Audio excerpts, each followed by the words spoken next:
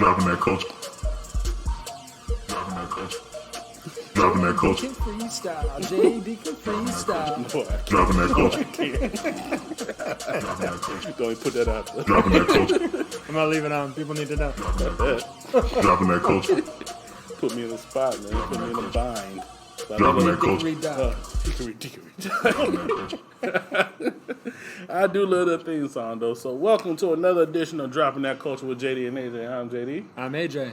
And we're back once again in the 2020. But first off, we need to start off on a serious note. Since our last show this past Sunday, we lost a great, all-time great in the world of basketball. L.A. Lakers star Kobe Bryant. Let's go. L.A. Lakers legend Kobe Bryant. Legend definitely was earned and warranted. Unfortunately, he passed away this past Sunday due to an helicopter incident in Calabasas. They're still investigating the cause. A lot of people saying it's because of fog and Sounds like they just didn't get high enough to get over the mountains. Exactly, yeah. But not only was Kobe involved in the accident, but we also lost his daughter, Gianna, 13 years old, and she was a prospect in basketball herself, and also a few other people. One of which was a coach. I believe his name was John Antabelli. Yeah, lost a coach from Orange County or Orange Coast Community College, And his wife and daughter. Yeah. We also lost another teammate. Yeah. Of Kobe's daughter. Yes. It was a tragedy. The pilot, of course. And Another coach. No, it's another coach. Yeah, another coach for the Mamba school. Yes. Yeah, coach from Mamba school. And I believe a mother and her daughter. I believe the names escape me, but yeah, I think it's like 8 or 9 people in total. But it's been crazy out here in LA the last few days, man. Like murals and traffic has been nuts, especially going around the downtown area because there's been like visuals and different things to celebrate the life of one of the all-time greats, Kobe Bryant, man. And like I said, I personally, my favorite Kobe moment probably would be I watched the 81-point game live, and I thought this is like probably one of the best performances I've ever seen. Like, in this point in my life, is definitely one of the best basketball performances I've ever seen. Before that, it was when Jordan scored 60, I think, when he had the flu or something like that. But, During the NBA finals. Yeah, but 81, bro. Yeah. Second of all time behind Wilt Chamberlain, 100. You know what I'm saying? But a lot of people didn't even think that somebody would even get close to the Wilt Chamberlain record. And one person did, Kobe Bryant.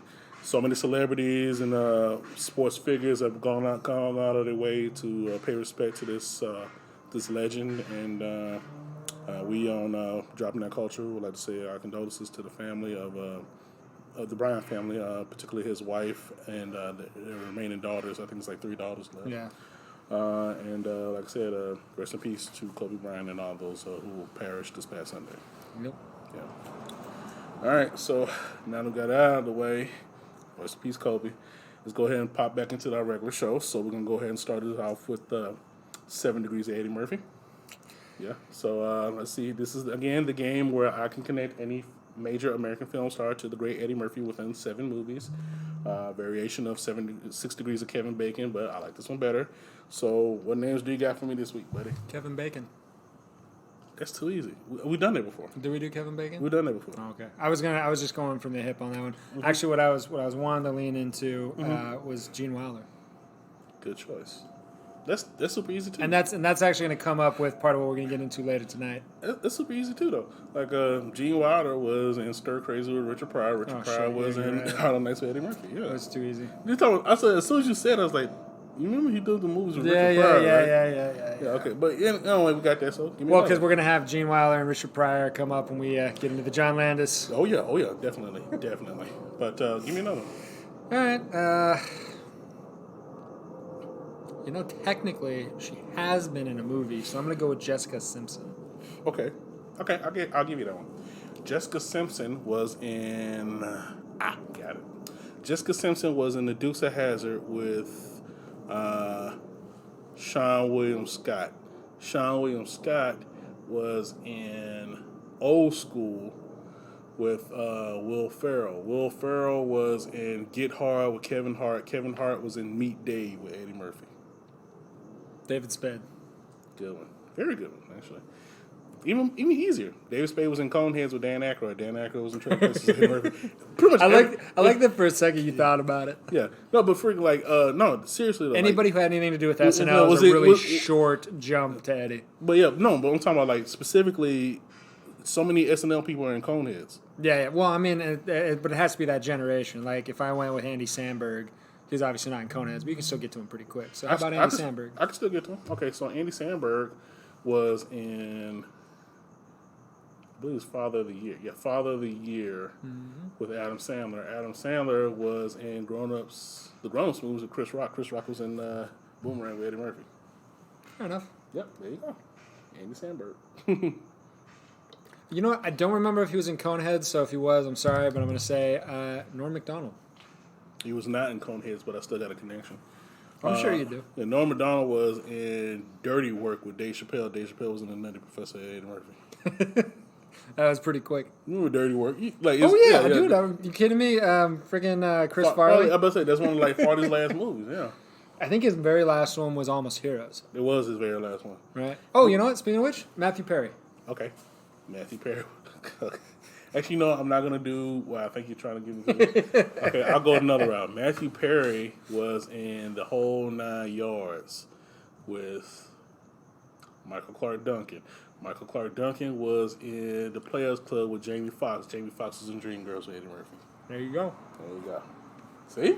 All right. Yeah, I know. As soon as you say them, sometimes I can figure out the route you're trying to go. I was like, nah, fuck that. I'm gonna go another route. I like it when you surprise me. That's right. Yeah, right. All right, so we knocked those names out. So let's go ahead and pop into our next segment.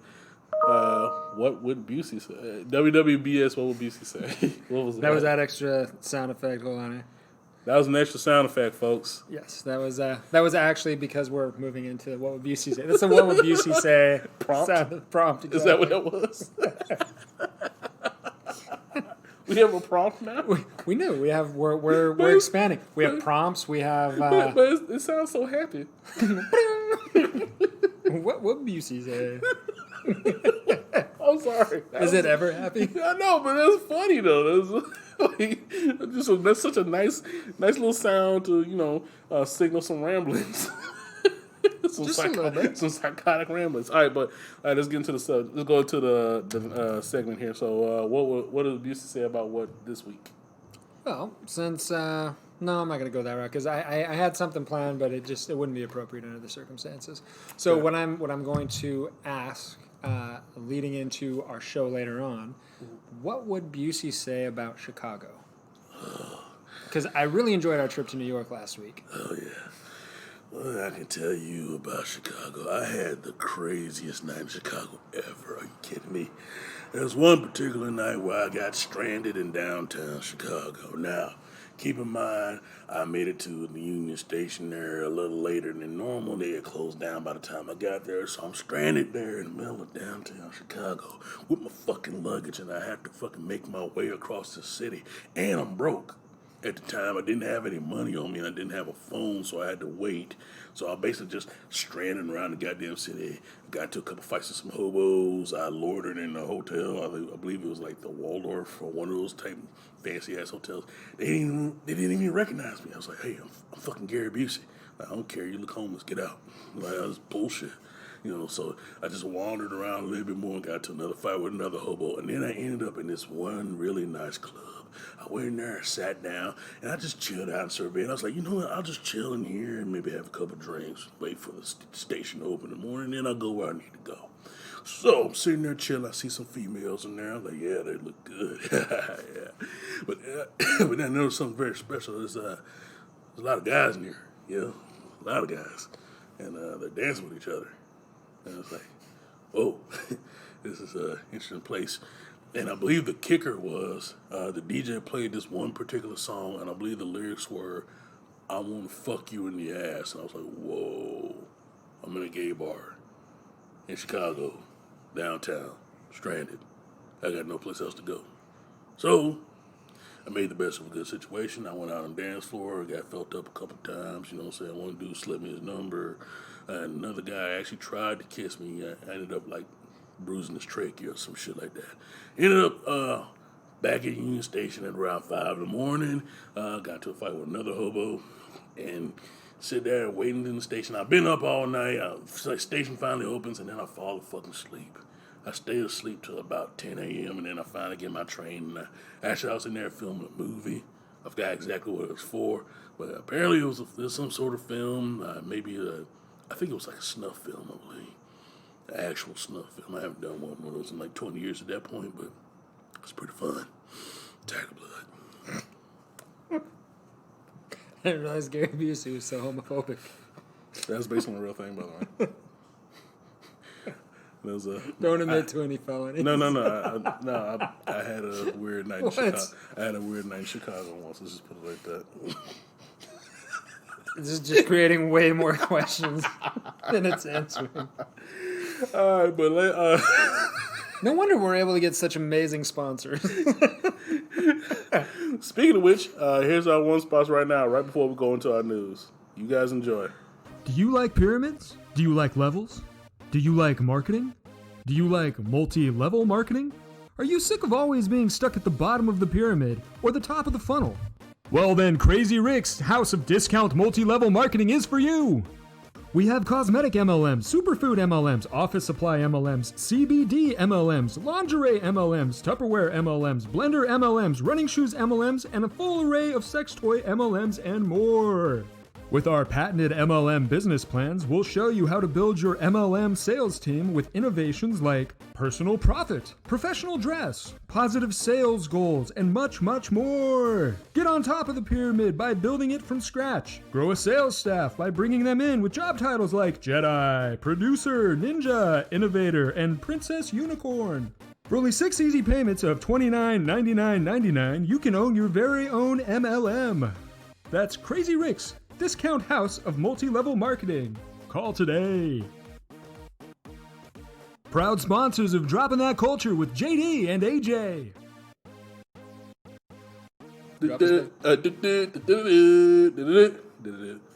Dropping that news. That was a hell of a sponsor there, buddy. It's a wonderful sponsor. These sponsors, man. I'm gonna get an MLM for my MLM tomorrow. What the hell, man? All right, but yeah, let's get into dropping that news. Now, this first piece of news actually caught me by surprise, and it actually just debuted just a few hours ago. Apparently, the great Emilio Estevez, who hasn't done shit in forever, The Mighty Duck Man himself. is actually coming back to a Mighty Duck series as Gordon Bombay. According to a tweet from Disney Plus update, Emilio Estevez will be reprising his role as Gordon Bombay in the Mighty Ducks series. A lot of people say that Estevez was what made the movie so memorable himself, and now he's going to be taking a lead role on the show. Him and Joshua Jackson. And Kenan Thompson. Yeah, Kenan definitely carried. Yeah, so apparently they announced the revival of a Mighty Ducks show this past November. But apparently what's going to happen is after getting kicked off of the premise of the show is basically after getting kicked out of the junior division Mighty Ducks team, a 13-year-old and his mom decide to start their own team, finding players, a coach, and a place to stay. And apparently they're going to be getting fucking Gordon Bombay. Now, are there any notes as to whether or not he's going to keep that timely and beautiful goatee? I'm not sure, but still. It's like 1995 all over it, man. From the looks of it, the gist is that Gordon Bombay is going to be instructing a new generation of Mighty Ducks. Man. Look, I'm going to watch it. I'm not even going to. Yeah, I'm with it. Yeah, I like the Mighty Ducks. Yeah, actually, you know what? I've been binge watching The Life According to Jeff The World According to Jeff Goldblum. I'd do that. It's actually pretty good because he's so he's Jeff Goldblum. He's so like quirky and eccentric. He's freaking hilarious. But he's so curious. You know, why would you do that? Why do you do it? There's ones on like tattoos. There's one on ice cream. There's one on like shoes. Was he in? Was it Thor Ragnarok? Was that his? Yes. Yeah. The Grandmaster. Yeah. When we were doing the red carpet for that, I was doing like some build out and stuff backstage or whatever because they had the big premiere over at El Capitan in Hollywood. Yeah. Dude, just listening to him like riff and stuff while they were doing the run through because he emceed it. Yeah. I freaking love that guy. He's hilarious, man. Yeah. He's legitimately like fun to watch, no He- matter what the yeah. hell he's doing. He is one of those Hollywood figures, like I said, that is beloved. I mentioned this before. He does a lot of impromptu jazz shows out here in L.A., and a lot of people have met him. I didn't realize that. I didn't realize he was doing jazz. Oh yeah, he does. He's really. What's he play? You see piano. He's a pianist? You've seen his movies. Like he's fantastic on the I piano. didn't know that was actually him though. Yeah, that's all him. No, I just figured they were doing the camera trick thing again, where they No, shoot no, him no, from no, behind, no, where you no, can't like see, the and then whole they thing shoot in the- someone like- else's fingers. I'll say, you remember the whole thing in The Fly, where he does the little. Yeah. That was all him, bro. Oh shit! Yeah, so I'm gonna have to wonderful. watch that again. Yeah. Well, it's great, man. I mean, hell, maybe he's like our new Thelonious Monk. That'd be cool, man. Dude, I'm on board with that. I like good jazz piano. All right, so next up, and this is actually a pretty fun piece of news I saw today. Cheech and Chong are coming back. Yes, this is a great one. And not only are they coming back, they're doing a horror movie. So Tommy Chong went to movieweb.com and stated he's currently writing a horror comedy for Cheech and Chong, basically around the same, basically trying to do the same like kind of line of like Abbott and Costello. I'm on board with You that. know, the Abbott and Costello meet Frankenstein, Abbott and Costello meet Jekyll and Hyde, Abbott and Costello meet the Invisible Man, that But type obviously of shit. with the Cheech and Chong Yes. twist to it. Very much. All right, so this is an exact quote from Tommy Chong. I'm going to try to do the Tommy Chong voice. I've been writing the Cheech and Chong horror movie. Yeah, every comedy team after they broke up, they always did a horror movie. I mean, you know, Abbott and Costello Halloween, Abbott and Costello Meet the Monster, Bing Crosby and Bob Hope, they have one. Everybody has a horror movie, so I always wanted to do a horror movie. In fact, we had a reunion tour movie, and I wanted to make that a horror movie, but I didn't have the clout once I had with Cheech. So I couldn't talk him into it. It's a nice genre to play with. You can have a lot of fun with it, man. And like Get Out. I like the approach of that. I just had a horrible thought Mm-hmm. because you said every comedy duo when they broke up they come back and have a horror movie. Yeah. So what if they brought back like David Spade and Chris Farley, Jesus Christ. or like Belushi and Aykroyd, like And because we're- they're legit. Like yeah. it's so. I know it's fucking. Actually, horrible. there's something about that that's very similar. I know, but I'm just saying, like, I know it's a fucked up thing to say, but No, but they both have to be zombie movies at this We're point. going to get into that in a second. But actually, apparently, this is not the first time they've been tapped for a horror movie. Apparently, in 2017, some screenwriter named Tom McLoughlin actually pitched a Friday the 13th sequel with Cheech and Chong against Jason.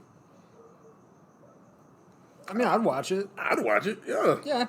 Yeah, and the last piece of news here, and like I actually wrote this today. They're doing a movie about, especially if you're a pro wrestling fan, this is really gonna get you. Yeah. A family about the Von Erichs, the legendary Von Erichs from Dallas, Texas, the Sportatorium, the Von Erichs of World Class Championship Wrestling in the '80s. Now, if you're a big wrestling fan, World Class Championship Wrestling spawned some of the biggest stars in the history of wrestling. So, like The Ultimate Warrior, Ravishing Rick Rude, Shawn Michaels, Stone Cold Steve Austin, The Undertaker, Mick Foley. They all made their debuts in World Class Championship Wrestling. You know what I'm saying? And then, but the centerpiece of the show was always the Von Erich family, the Von Erich kids. The actual establishment itself was owned by Fritz Von Erich, who was a big wrestler in the 50s. He was a wrestling Nazi. From Texas, but he's a Nazi. Playing a Nazi. So Somebody's, and, look, when the early day, if you wanted to go heel, that's where you went. exactly. So he, I mean, it's not like today where everyone gets like immediately sensitive. Like, I mean, shit, think of Hogan's Heroes. You're right. That was a damn comedy. exactly, yeah, It was a different time. very much, yeah. But yeah, the Von Erichs themselves, he had several children. The main three, David, Carrie, and Kevin, were mega stars in Texas during the early '80s, in particular. But unfortunately for this family, a string of horrific tragedies befell this one family. At one point, there were 6 kids. Now there's only 1. And after, It's definitely going to be a drama. exactly. So after a bunch, they've had, accidental deaths, and a lot of suicides. More than average, you know what I'm saying? And like just one tragedy after another. It's like, well, how much can one family take, man? But Well, that's the other sad thing too. Is I mean, obviously, if you're seeing that much in one family, there's a mental health component. Yes. How much of it is going to be, biochemistry and all that kind of stuff. It's one of the things I talk about with my wife a lot. It's because our interest in pop culture, all that kind of stuff. Her being a therapist, and people can read whatever they want to on that with me, but but the reality is like I mean, it doesn't matter. We could go back to something like Lethal Weapon, right? Yeah. They always portray the therapist or the shrink or the psychologist as like, somebody who's out to either screw up your career or the only screwed up, fucked up people go to talk to them. And it's like, the reality is, it's actually better to essentially get help. It's like going in and getting a personal trainer in some respects, and because of that stigma, it's a really sad thing. You can end up with a tragedy like this where you lose so many people in one family that gave so much to this industry and put a lot of stuff out there. And it'd be nice if we could see that start to shift, at least so people can feel okay about getting help and saying, hey man, I need something here. There have already been a couple of documentaries about the Von Erichs family. Yeah. The WWE did one, ESPN did one. They recently did one on Viceland. They have a series called Dark Side of the Ring where they chronicle the tragedies of wrestling, and they did a really good episode on the Von Erichs. So, like, doing this as a movie, yeah, it's a movie, bro. Like, that story is a movie. Did you see anything about casting it? No, not yet. Because that's going to be where it's going to make it or break it. Yeah, so far it's just in development, man. But I hope they don't screw it up, because it's a tragic story, but a great story that needs to be told. Exactly. So, like, apparently it's 2 major wrestling movies in the works. That one and the Todd Phillips Hulkamania one. Yeah, that would be cool. Yeah, I'm looking forward to the Todd Phillips one. Dude, after everything he's done the last few years, and I mean, because he's a guy who he obviously knows his way around drama, watch The Joker, and he knows his way around comedy, and there's plenty of room for both. Oh my god! In Hulkamania, and this is gonna be like mid '80s height of Hulkamania. So like the craziness of the WWE. Did they ever say what they're gonna do for Andre the Giant? That's the one question that actually I posed myself on Belsaverse. I mean, they might be able to pull enough of that old footage. Yeah, my page of Belsaverse on Facebook. If you get a chance, check it out. But when you get done there, go to US Hooker, learn about rugby. Exactly. But the one obvious choice to a lot of people, myself included, would be the Big Show. Because the fact he's pretty much been portrayed as the son of Andre or Andre Light pretty much his entire career. Size wise, but his face just isn't there. I know. Andre's got such a unique bone structure. He would have the prosthetics. You know what? They're gonna deep fake that shit. That's what they do. They go back in, they do digital overlay. Okay. But I mean, look, that'll work. That'll work. I mean, he's got the size for sure. Yes, he does. Yeah. But yeah, so let's drop in that news. Dropping that news. We gotta really. I stepped on it a little bit. Yes, you did. But we really gotta do a prompt. We'll just build one out and then we just drop it. So we don't have this issue. Well, I don't know. But then people would miss out on all this fun banter. Shut up. Now, as I always like to say, let's get into the meat and potatoes of this podcast. Now, last week we told you guys that we were going to be doing a show mainly on a well-known director. Now, we had a couple of choices, which we actually made on last week's show, and we actually put them on the Belsaverse page, again, on Facebook, and we had the people vote. So our choices were John Landis, Quentin Tarantino, John Carpenter, Joe Dante, Barry Levinson, and Terry Gilliam. Now, I don't think anyone knows those other 2 directors but me. Yeah, exactly. So, and you, but but actually, me and AJ actually pitched ourselves in there too. We voted for who we would like to see. Yeah. And there was a running 3-way tie for a good little bit between Landis, Tarantino, and Carpenter, and Landis won by 1 vote. Well, 1 vote. So. Your vote counts. Yeah, exactly. Actually, mine was the first vote. It was somebody else that voted, so it wasn't just me. No, but I mean, just for the listeners. But yes, your vote. Yes, your vote counts. This is what we're going to be doing here. Mine didn't count. Nobody. I think one other person voted for Barry Levinson. Yeah. Dude, he's got a killer filmography. It's crazy. I know. I get it. I'm just saying, you know. And then I put out what Landis did. Like, oh, that dude? Yeah. As soon as people are like, oh, okay, Trading Places coming to America. Animal House? All right. Thriller. He did Thriller. Yeah, that guy. So, but yes, our discussion tonight is going to be about the director, John Landis. Now, a lot of people, especially of this generation, are not aware of who Mr. Landis is. He's basically kind of, I won't say fallen out of the spotlight, but he's not as revered as, say, people that were his contemporaries. There's some historical stuff we'll get into that plays into that as well. But I would say most of the people in our generation probably know his son, Max. Mm-hmm. Yes, we do. Because Max has been making movies as of late. He's been doing very well with it. And if I remember right, didn't he also write, wasn't it the It was like the encyclopedia or like the dictionary of zombies from A to Z, something like that. Something like that. It was a while back. I remember my buddy Josh. Yeah. Shout out to Josh, who's super into all the same stuff we're into. He was telling me about it a few years back. But yeah, like Landis has done a lot of things. He did that Dirk Gently's Holistic Detective Agency on the BBC. Yep. And also he's done movies like Chronicle and the one that a lot of people know recently, Bright, Yep. on Netflix. And that's Max Landis, not John. His Yeah, kid, Max. Yeah. And also Max is currently going through some things with sexual assault charges. So yeah, you know what that is. Me Too. He's been Me Too. So. Well, it sounds like he Me Too'd himself, possibly. Yeah, a lot of people say that. Yeah. So, but let's focus on John. Yeah. So his father. John has a completely different set of problems. Exactly. His father, John, actually was born into a Jewish family in Chicago, Illinois. He was the son of Shirley and Marshall Landis. His parents actually relocated to L.A. when he was 4 months old. He pretty much spent most of his childhood out here, but he still refers to Chicago as his home, and he's apparently a big fan of the White Sox. Well, it's proof nobody actually wants to be from LA. Exactly. They're all from somewhere else, and they want to be identified with that.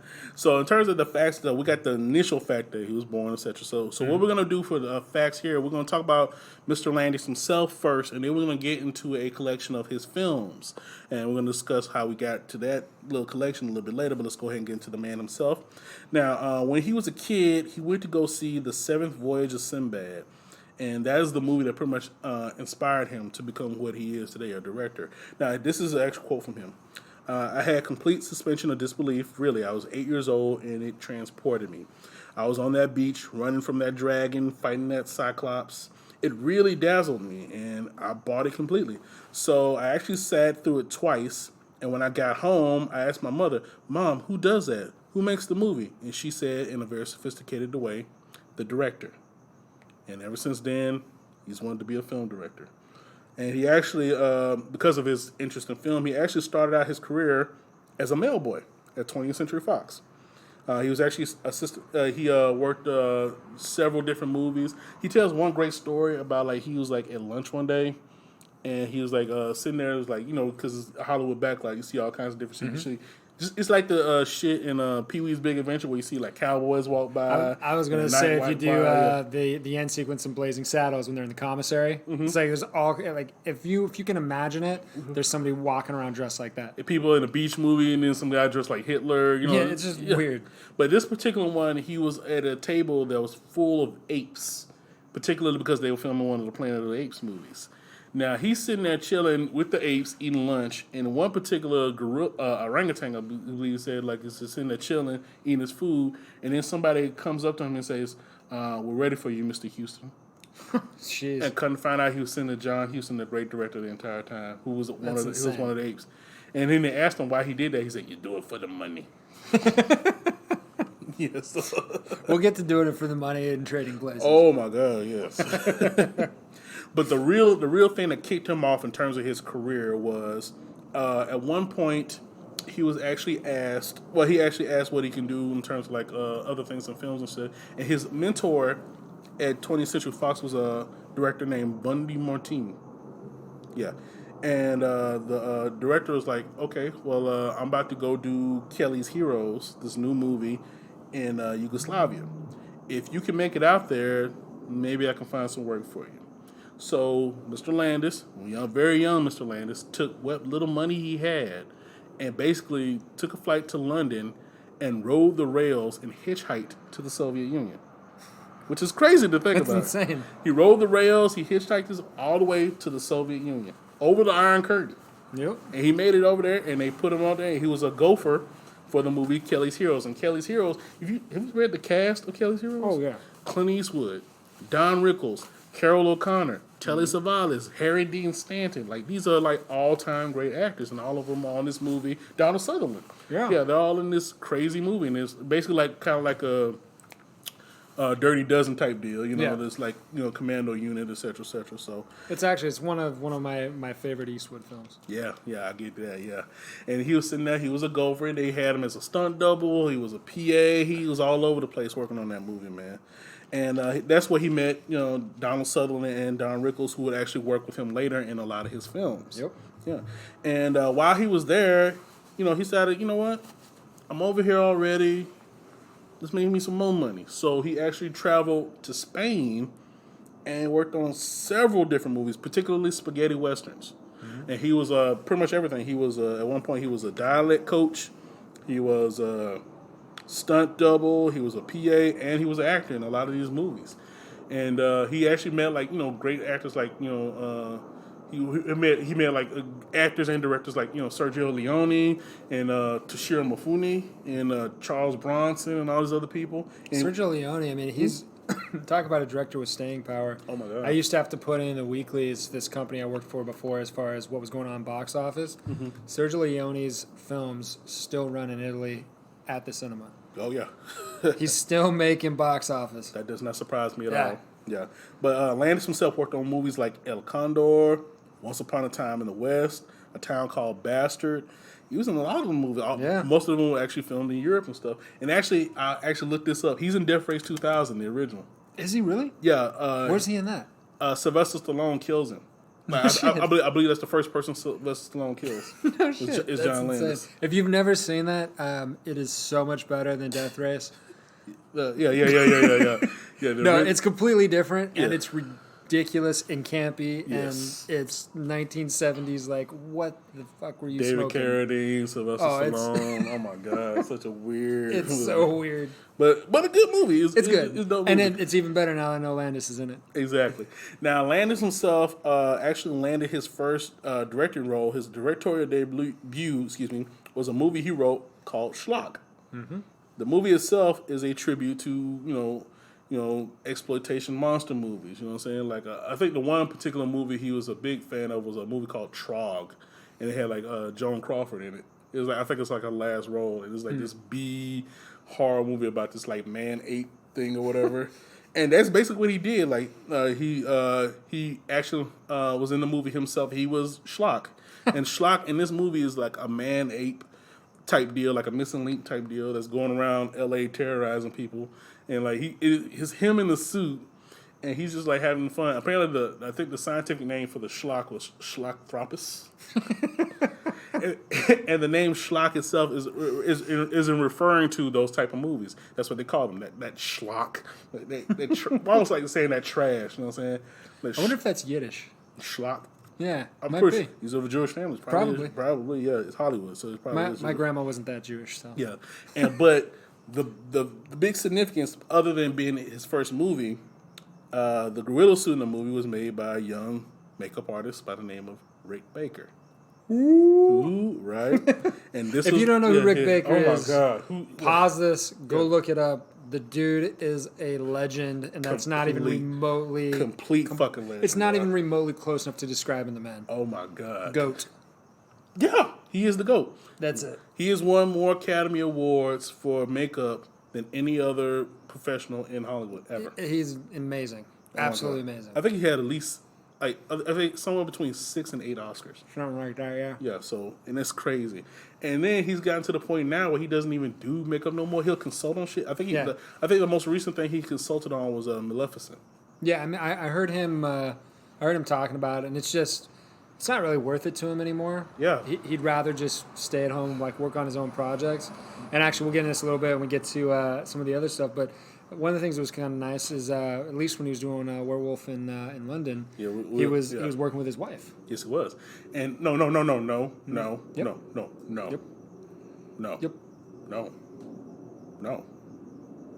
it wasn't his wife.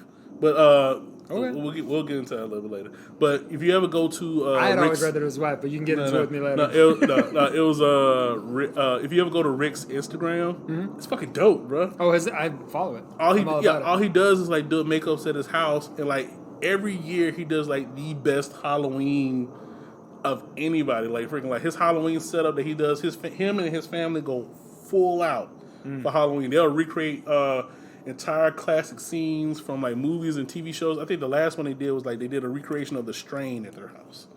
Oh, that's cool. in full makeup. And then another one a year before that, they did the Twilight Zone with the people with the ugly drooping face or whatever. Yeah. The surgery one, like you're ugly, but everybody else is ugly as shit. Like, you know, yeah. And then I think the one that really set it off when he first started his Instagram was that they did one Halloween where the entire family was some version of the Joker. That's pretty good. It was really cool. There's enough Jokers to do it all. Exactly. They were all like different versions of the Joker. Like the fucking like I believe he was like they had a recent version where like the Joker's face was like he's peeled his face off and then wore it as a mask. It was really so dope, man. But yeah, check out Rick Baker's Instagram, man, if you ever get a chance. 100%. But yeah, they met on that particular movie, and like I said, it started they started a long time relationship between them. Now, the movie itself actually caught the attention of Johnny Carson. And as a result, John Landis was actually a guest on The Tonight Show as like a 21-year-old kid talking about the movie. Apparently, Johnny loved it because he's always so silly. He's like, yeah, this is funny. This is really good stuff. And like John is on The Tonight Show talking about this movie. You know what I'm saying? That he He basically bootstrapped it. Yeah, it was a labor of love. I'm sorry, I don't know what the hell happened there. That's all right. I jumped in with it. Yeah, but it was a labor of love there. And it was a failure when it was initially released, but it's since gained a cult following because of people who are fans of his movies. He terms the movie as terrible. Well, but I mean that's the artist, the filmmaker side of it coming back around. I had Tom Mankiewicz used to tell us that no movie's ever finished. At some point, you just abandon it in post production. Basically, because I mean it's the truth. Like I've grab Spielberg, pick a guy. Pull out their opus, ask him, say, hey, Spielberg, do you think Schindler's List is done? And he'll point out 500 things he wants to change. Yep. Because that's just the nature. That's how those guys are. Yeah. And because of his appearance on The Tonight Show, he actually got hired to do his next movie, which is a favorite of mine, the Kentucky Fried Movie. So ridiculous. The Kentucky Fried Movie, for those of you who don't know, is a sketch comedy movie, basically. It's basically just a bunch of sketches put together as a movie. And the actual writers of the movie were the Zucker brothers, David and I forgot the other name, but I think it's like Jim Zucker or something like. No, Yeah, it's like something like that. David's. Yeah, Jim Abrams, David Zucker. I forgot the other Zucker, but they saw John Landis on the Tonight Show, and they're like around the same age, and like, yeah, this guy here, he Seems pretty cool. he's young. He's made a movie. You know what I'm saying? He's about our age. Let's talk to him, see if he can make a movie for us. So basically, what it was, they had a theater at the time, the Kentucky Fried Theater out here in LA that they made themselves, and they would write sketch comedy, really silly stuff. And they got John to do a movie based on their skits. And it was basically satirical humor, like Monty Python or like the National Lampoon Radio Hour, which was popular at the time, or SNL that just broke out when this movie came out. And because of the like I said, this is the first movie, not only a first major movie in terms of John Landis, because like Schlock was cool, but it didn't get the full release. This got the full release. And it's also the first movie of the Zucker brothers, who will go on to make some of the best comedies ever made. Airplane. Yep. The Naked Gun. You know what I'm saying? Hot Shots. That's all them. You know what I'm saying? That team. You know what I'm saying? So, man, big ups to the Zucker brothers, man. And like you see it in the movie, it's so weird. Like they have so many weird like little spots or whatever. There's like a lot of it is like parodies like of movie trailers. I think this one is called Catholic High School Girls in Trouble, and it's like it was just one scene with like this chick naked in the shower, like breasts is just pumping them against the glass, or whatever. It was so fucking. It's gross or funny. Basically the movie equivalent of a collection of short stories. More or less, yeah. And actually, but it has some pretty big names in it doing the skits. It just doesn't have. What I'm saying is, it just doesn't have a standard like narrative through line. No, it doesn't. No, it does not. Because even that weird one was a movie 43 or something like that. Even though it was like weird and didn't make a lot of fucking sense, it still technically had a narrative through line. True. No, this is just a bunch of skits put together as a movie. But like I said, if you get a chance, check it out. And one skit I love in the movie was this one about they would have like a romance. It was like this black couple, and they were like sitting there about to get it on. There's like this romance record that the guy puts on, kind of like to set the mood. Right. And this guy pretty much is instructing him on like how to get her ready for making love and stuff like that. And then at one point, she goes to the bathroom to put in a birth control device, and then they had this like kind of like Looney Tunes type thing play as he's waiting, like it's like And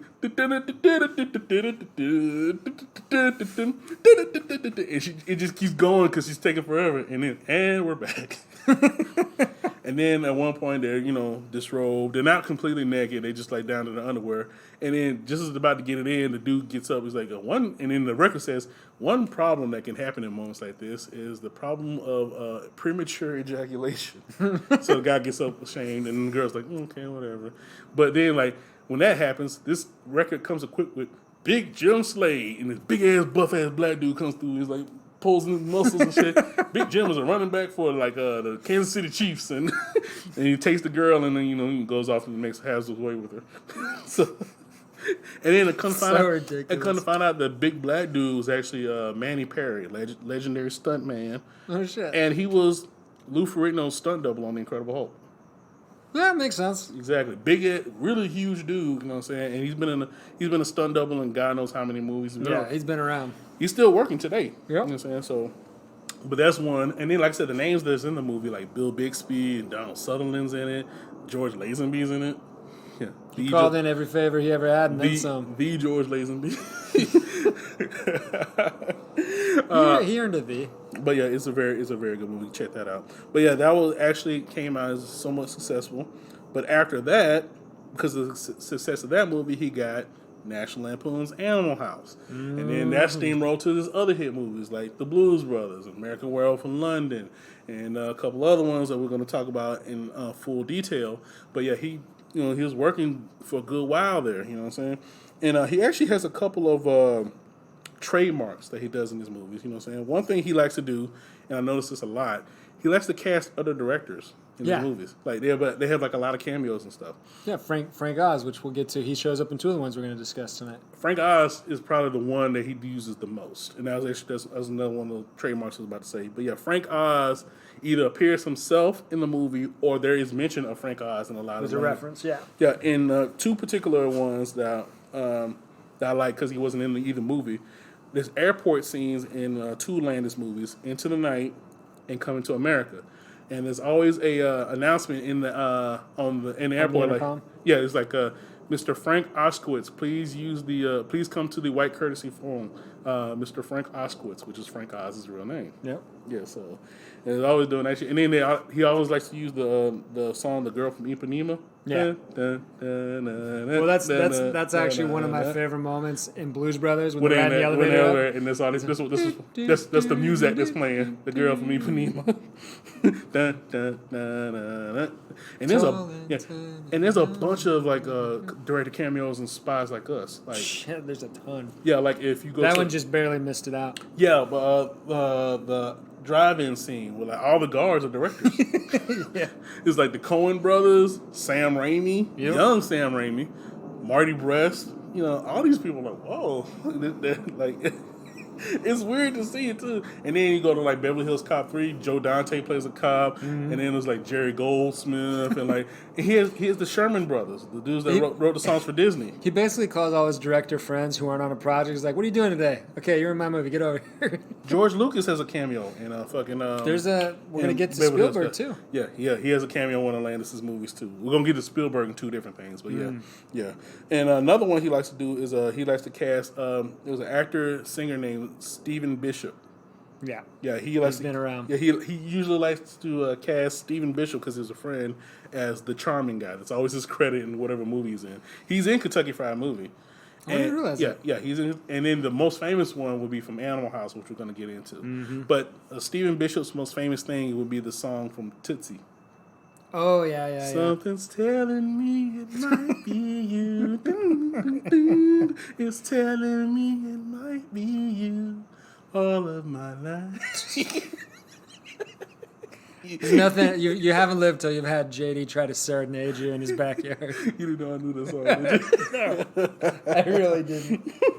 Oh, yeah. I'm kind of scared now. Shut up.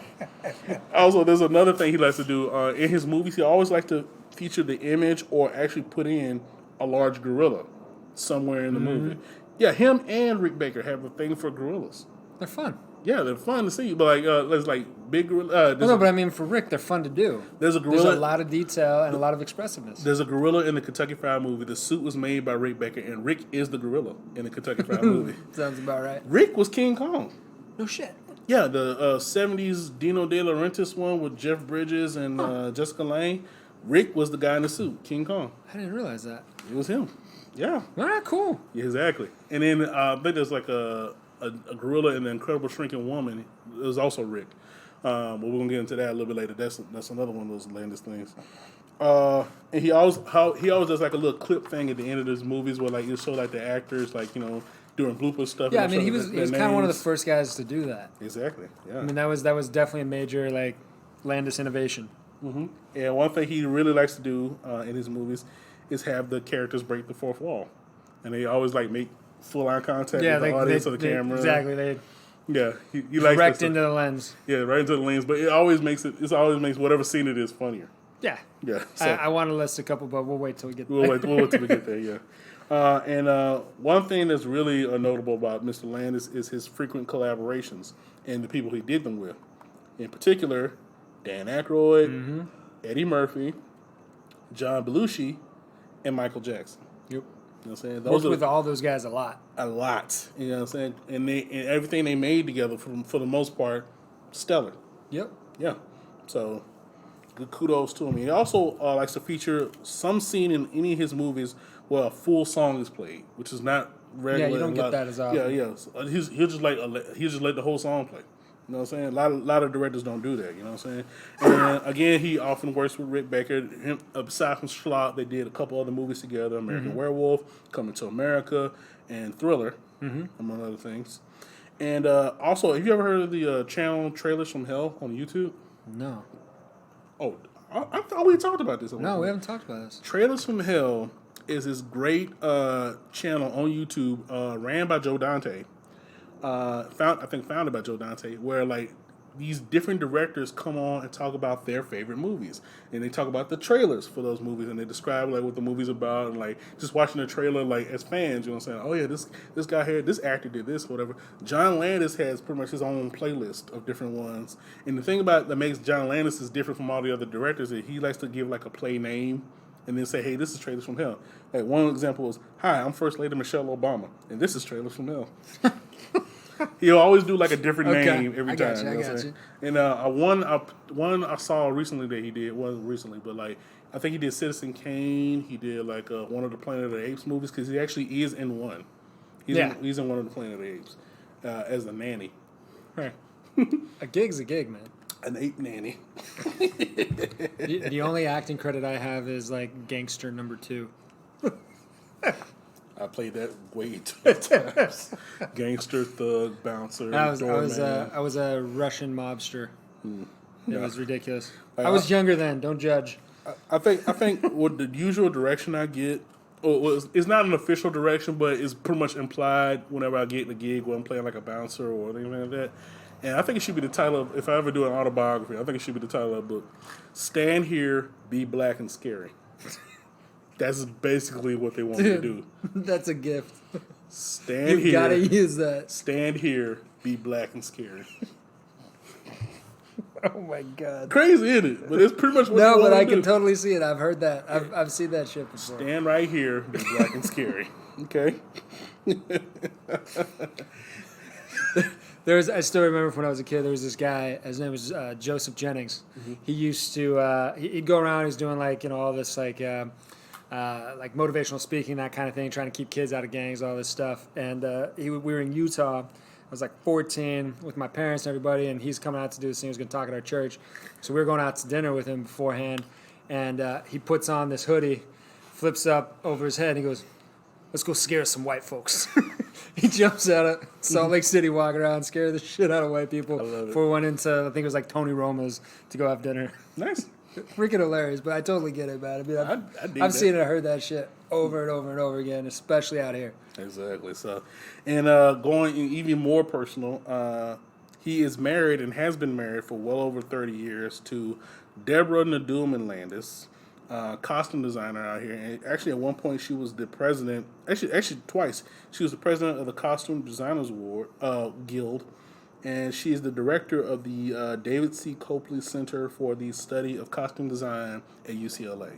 And that right there, the two of them being married in Hollywood for 30 years, 30 plus years. in and of itself is like, amazing. I mean, talk about needing a Lifetime Achievement Award in this town. Exactly. So I mean, that's true love. and she has stuck with him through thick and thin, brother. Yep. And he's stuck with her. Exactly. And they've produced 2 children, Max, which we talked about, Yep. and a daughter, Rachel, who is not in Hollywood, but like you can tell the family resemblance, man. Like if you ever see interviews with any of them, they're very excitable people. The Landis family. They not only that, I mean, they're like very high strung. They love life and they're enjoying it. And they love movies. Just Yeah. Oh my! Not even that. There were 10 of them. Oh my god! And all of them sound the same. They look the same and all sound the same. So very, go. very slim profiles, all of them, and they're passionate about movies. The ones that are in the industry.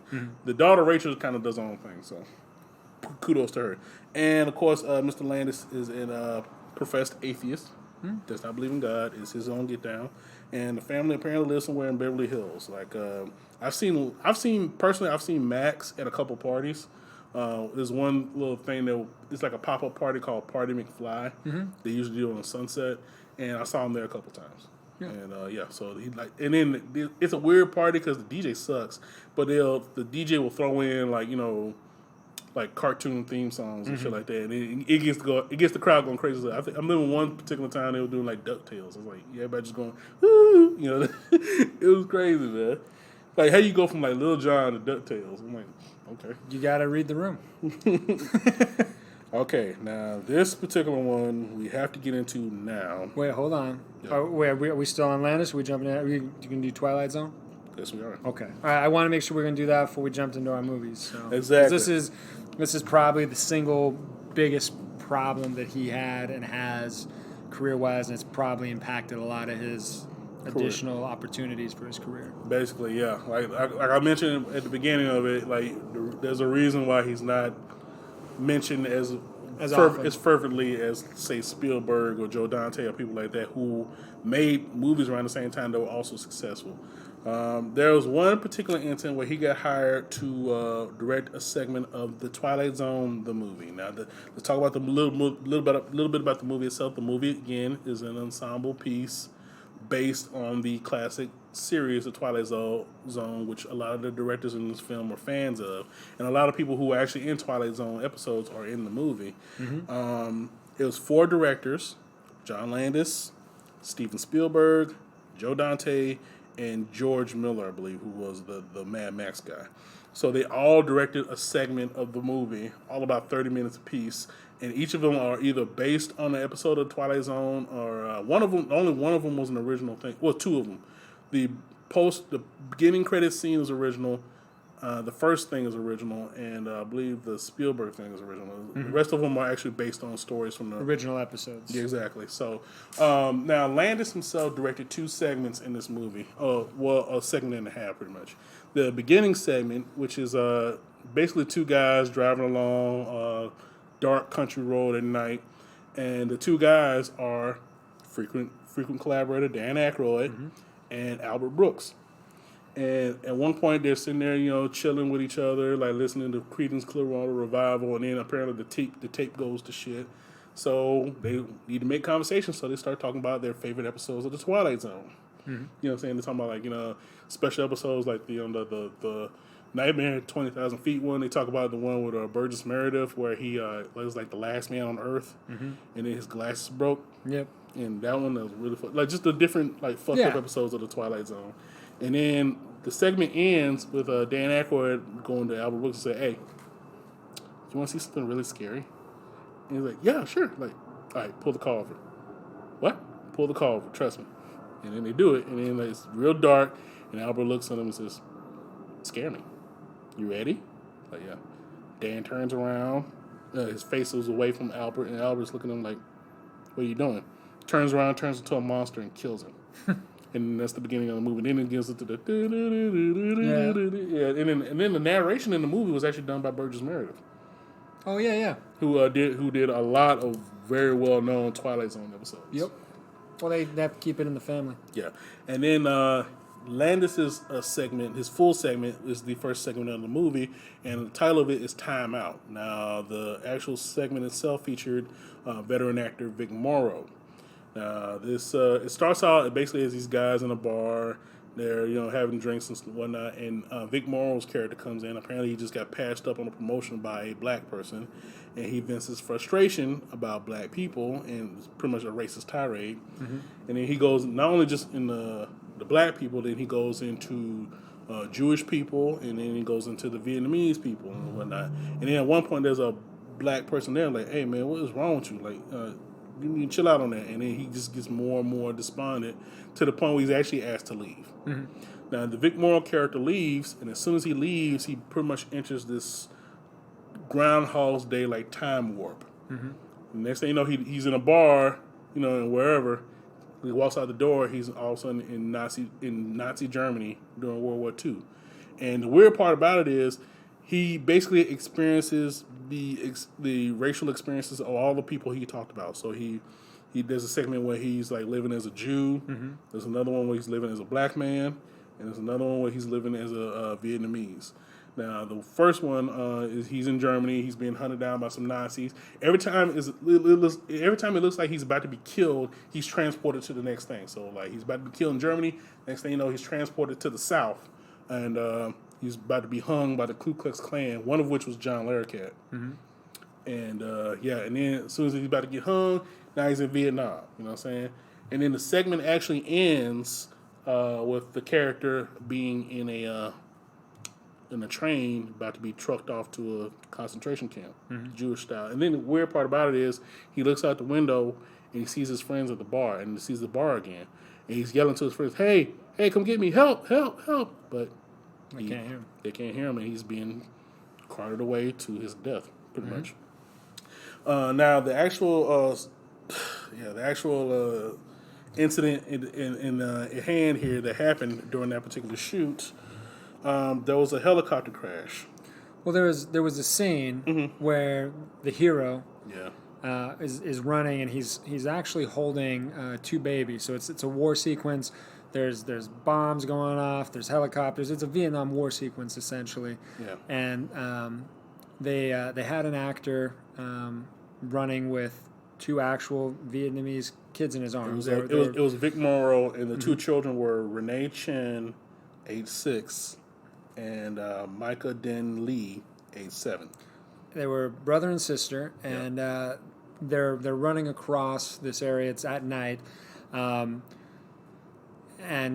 John Landis kept calling in to have the chopper come in lower and lower and lower for the shots.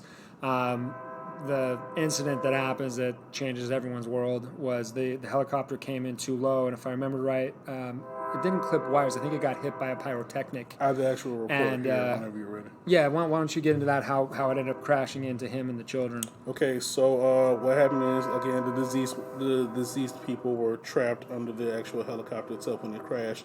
Now, a report from the National Transportation and Safety Board in October 1984 said the cause of the crash was attributed to the detonation of debris-laden high-temperature special effects explosions, which were too close to a low-flying helicopter.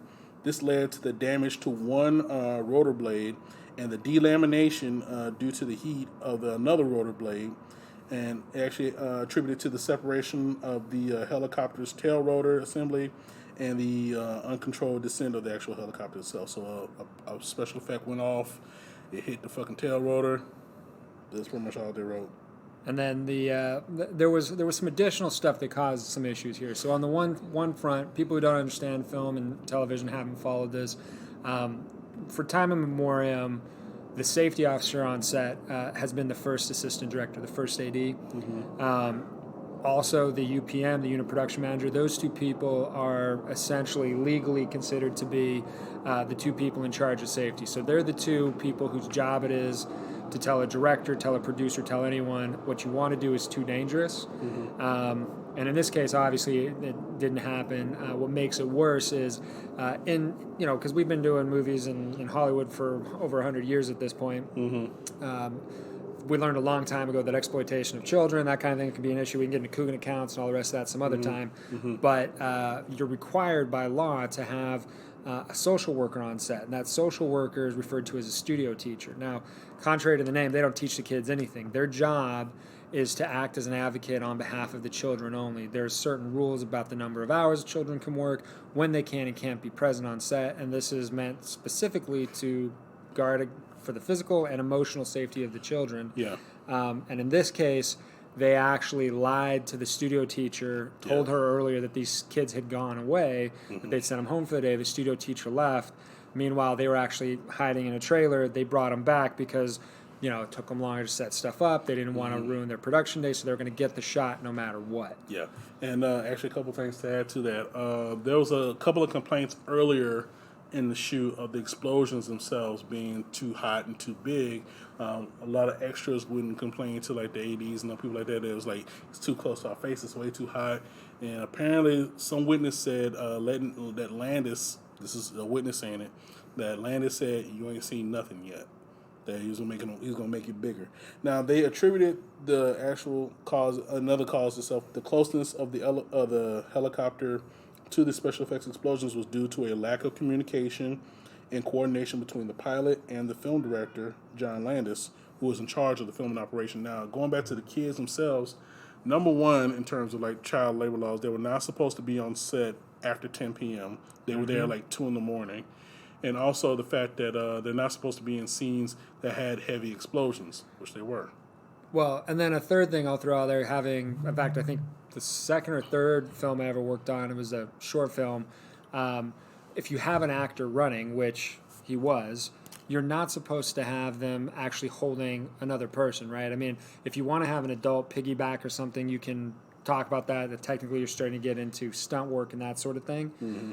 But if you're running, and I actually saw firsthand why we do it this way, because our actor slipped, you're supposed to be carrying a doll, a dummy, something else, so that way if you fall, if you drop it, you're not going to, potentially cripple the kid, or in this case, if something happens like this, you're not going to get the kids killed in addition to your actor, which, again, bringing it in too low, too close, all those horrible things. From what I read, Vic Morrow and one of the children were decapitated, and one of the other children was actually trapped under the helicopter and suffocated. So, Now, as a result of this unfortunate incident, Landis and 4 other crew members were charged with involuntary manslaughter.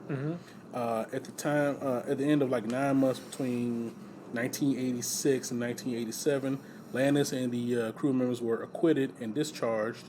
The parents of the children were awarded $2 million each in an out-of-court settlement, but in terms of the real, I won't say the real damage, but the damage was done to his reputation. It was basically so there's 2 things to keep in mind. As far as I was told and taught, and I'll be honest, I haven't done the background work, so if somebody can find it and be like, "Ha, you're wrong." From what I understand, the first AD and the UPM never worked again. Certainly not in those positions. And this is actually it's kind of a marked change you've seen in more recent years. I think I want to say 2012 when they were doing the Allman Brothers pick. Yeah. This would have been a couple years ago. They actually went and shot on some train tracks that not only were they not permitted on, but they've been told they weren't allowed to shoot on because they were going to guerrilla it and do that kind of a thing. And they got, I believe it was one of their prop masters or one of their prop workers got hit by a train and killed. And the big change you'll see is not only were they charged, but the UPM, the first AD, and the director all got jail time. Yeah. Which I think is really kind of one of those things that it needed to shift and it needed to change. For far too long, there's been a lack of accountability. And Bill Dill, who was one of my teachers, in fact, I think if I remember right, he was the first black guy ever admitted to the ASC. So respect Bill Dill, love that guy.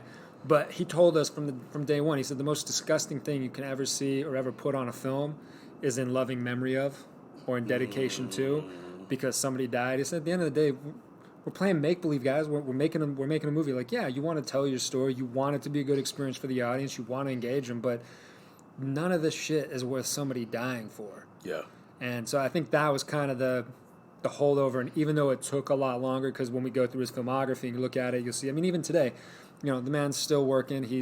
I think his most recent credit was an episode of Franklin and Bash as a director. He was like an in-house director on the show Psych. Yeah, he's done stuff for them, and he's still around. He's still doing some stuff, but he's never gotten back to that same level because you know, one way or another, you gotta pay for some of those mistakes, especially if those mistakes are costing people their lives. Yes. I mean, this is one of my other good buddies always used to say, yeah, this is basically blue collar work with white collar pay. Yeah. It's dangerous. We play with electricity. We play with big shit. You get into stunts. You gotta take it serious. Now, this incident in particular, the trial itself, led to the dissolution between him and Eddie Murphy. Yeah. Now, they were close friends. Which actually happened. Just so we can keep the chronology. Yeah. This happened in '83. Yeah. Right after that, he immediately went over. Actually, I think it might have been '82, if I'm right. But he went straight from that into Trading Places. That's and so actually the on my notes, yeah, because the trial didn't occur until '86. So this was years after. Yeah, but at the time they were friends because of the experience on Trading Places, and they did a couple other things together, low level stuff. And Landis actually wanted Eddie Murphy there to testify as a character witness on his behalf, or at least show up at the trial to show support.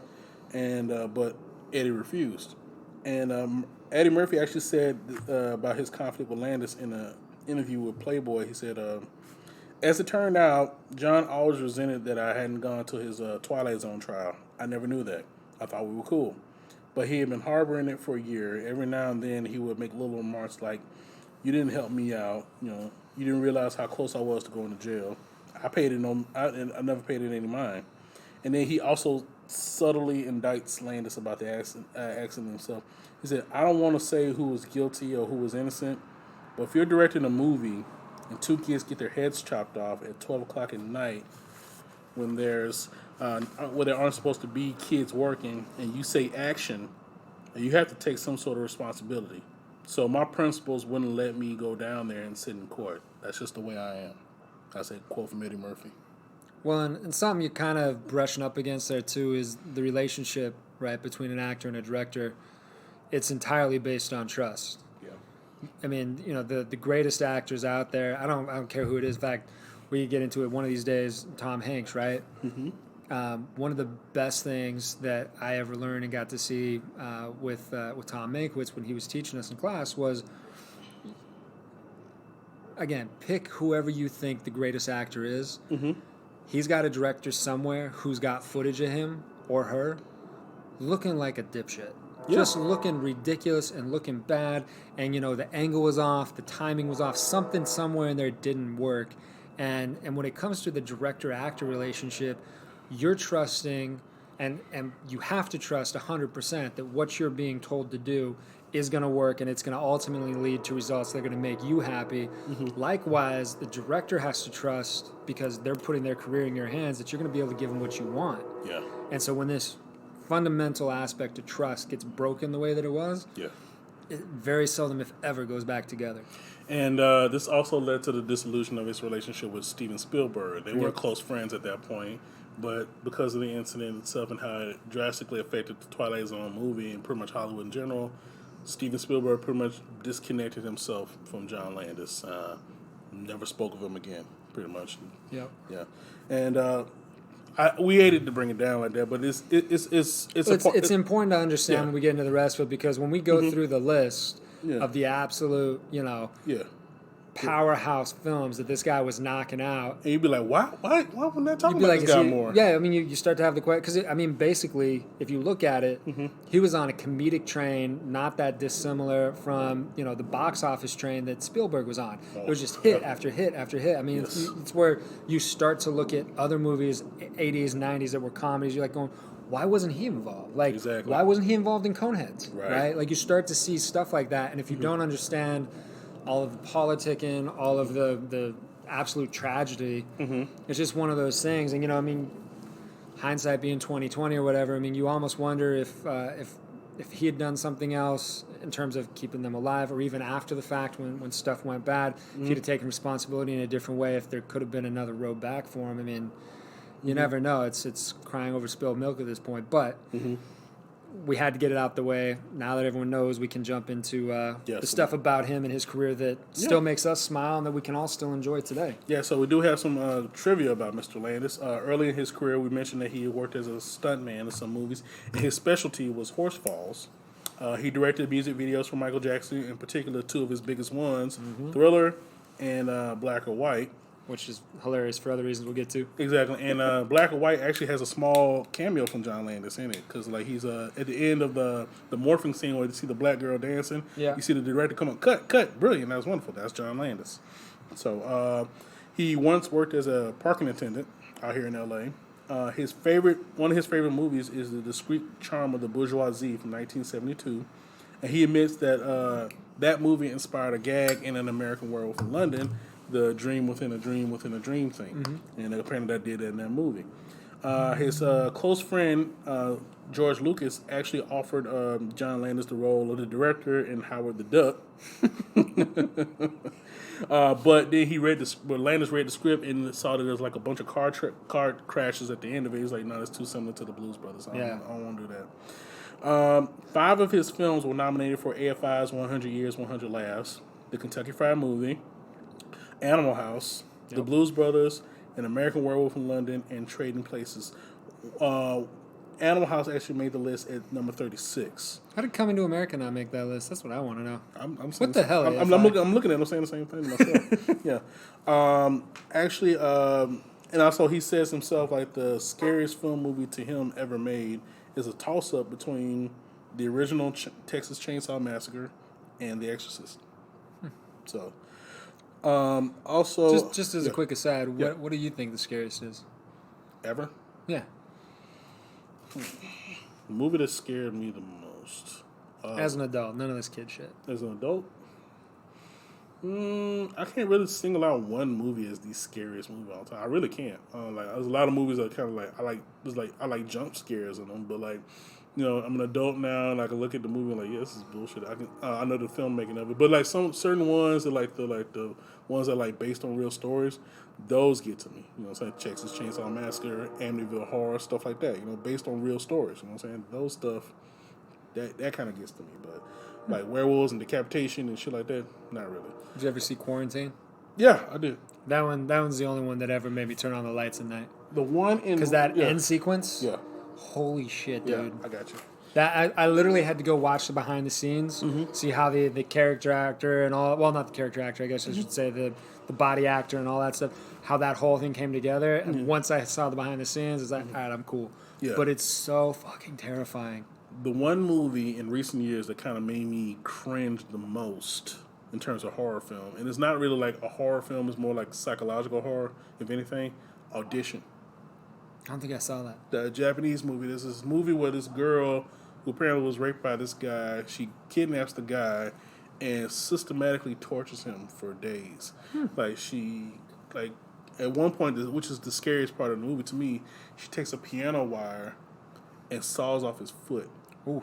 While he's still alive, he's sitting there like looking at her do it.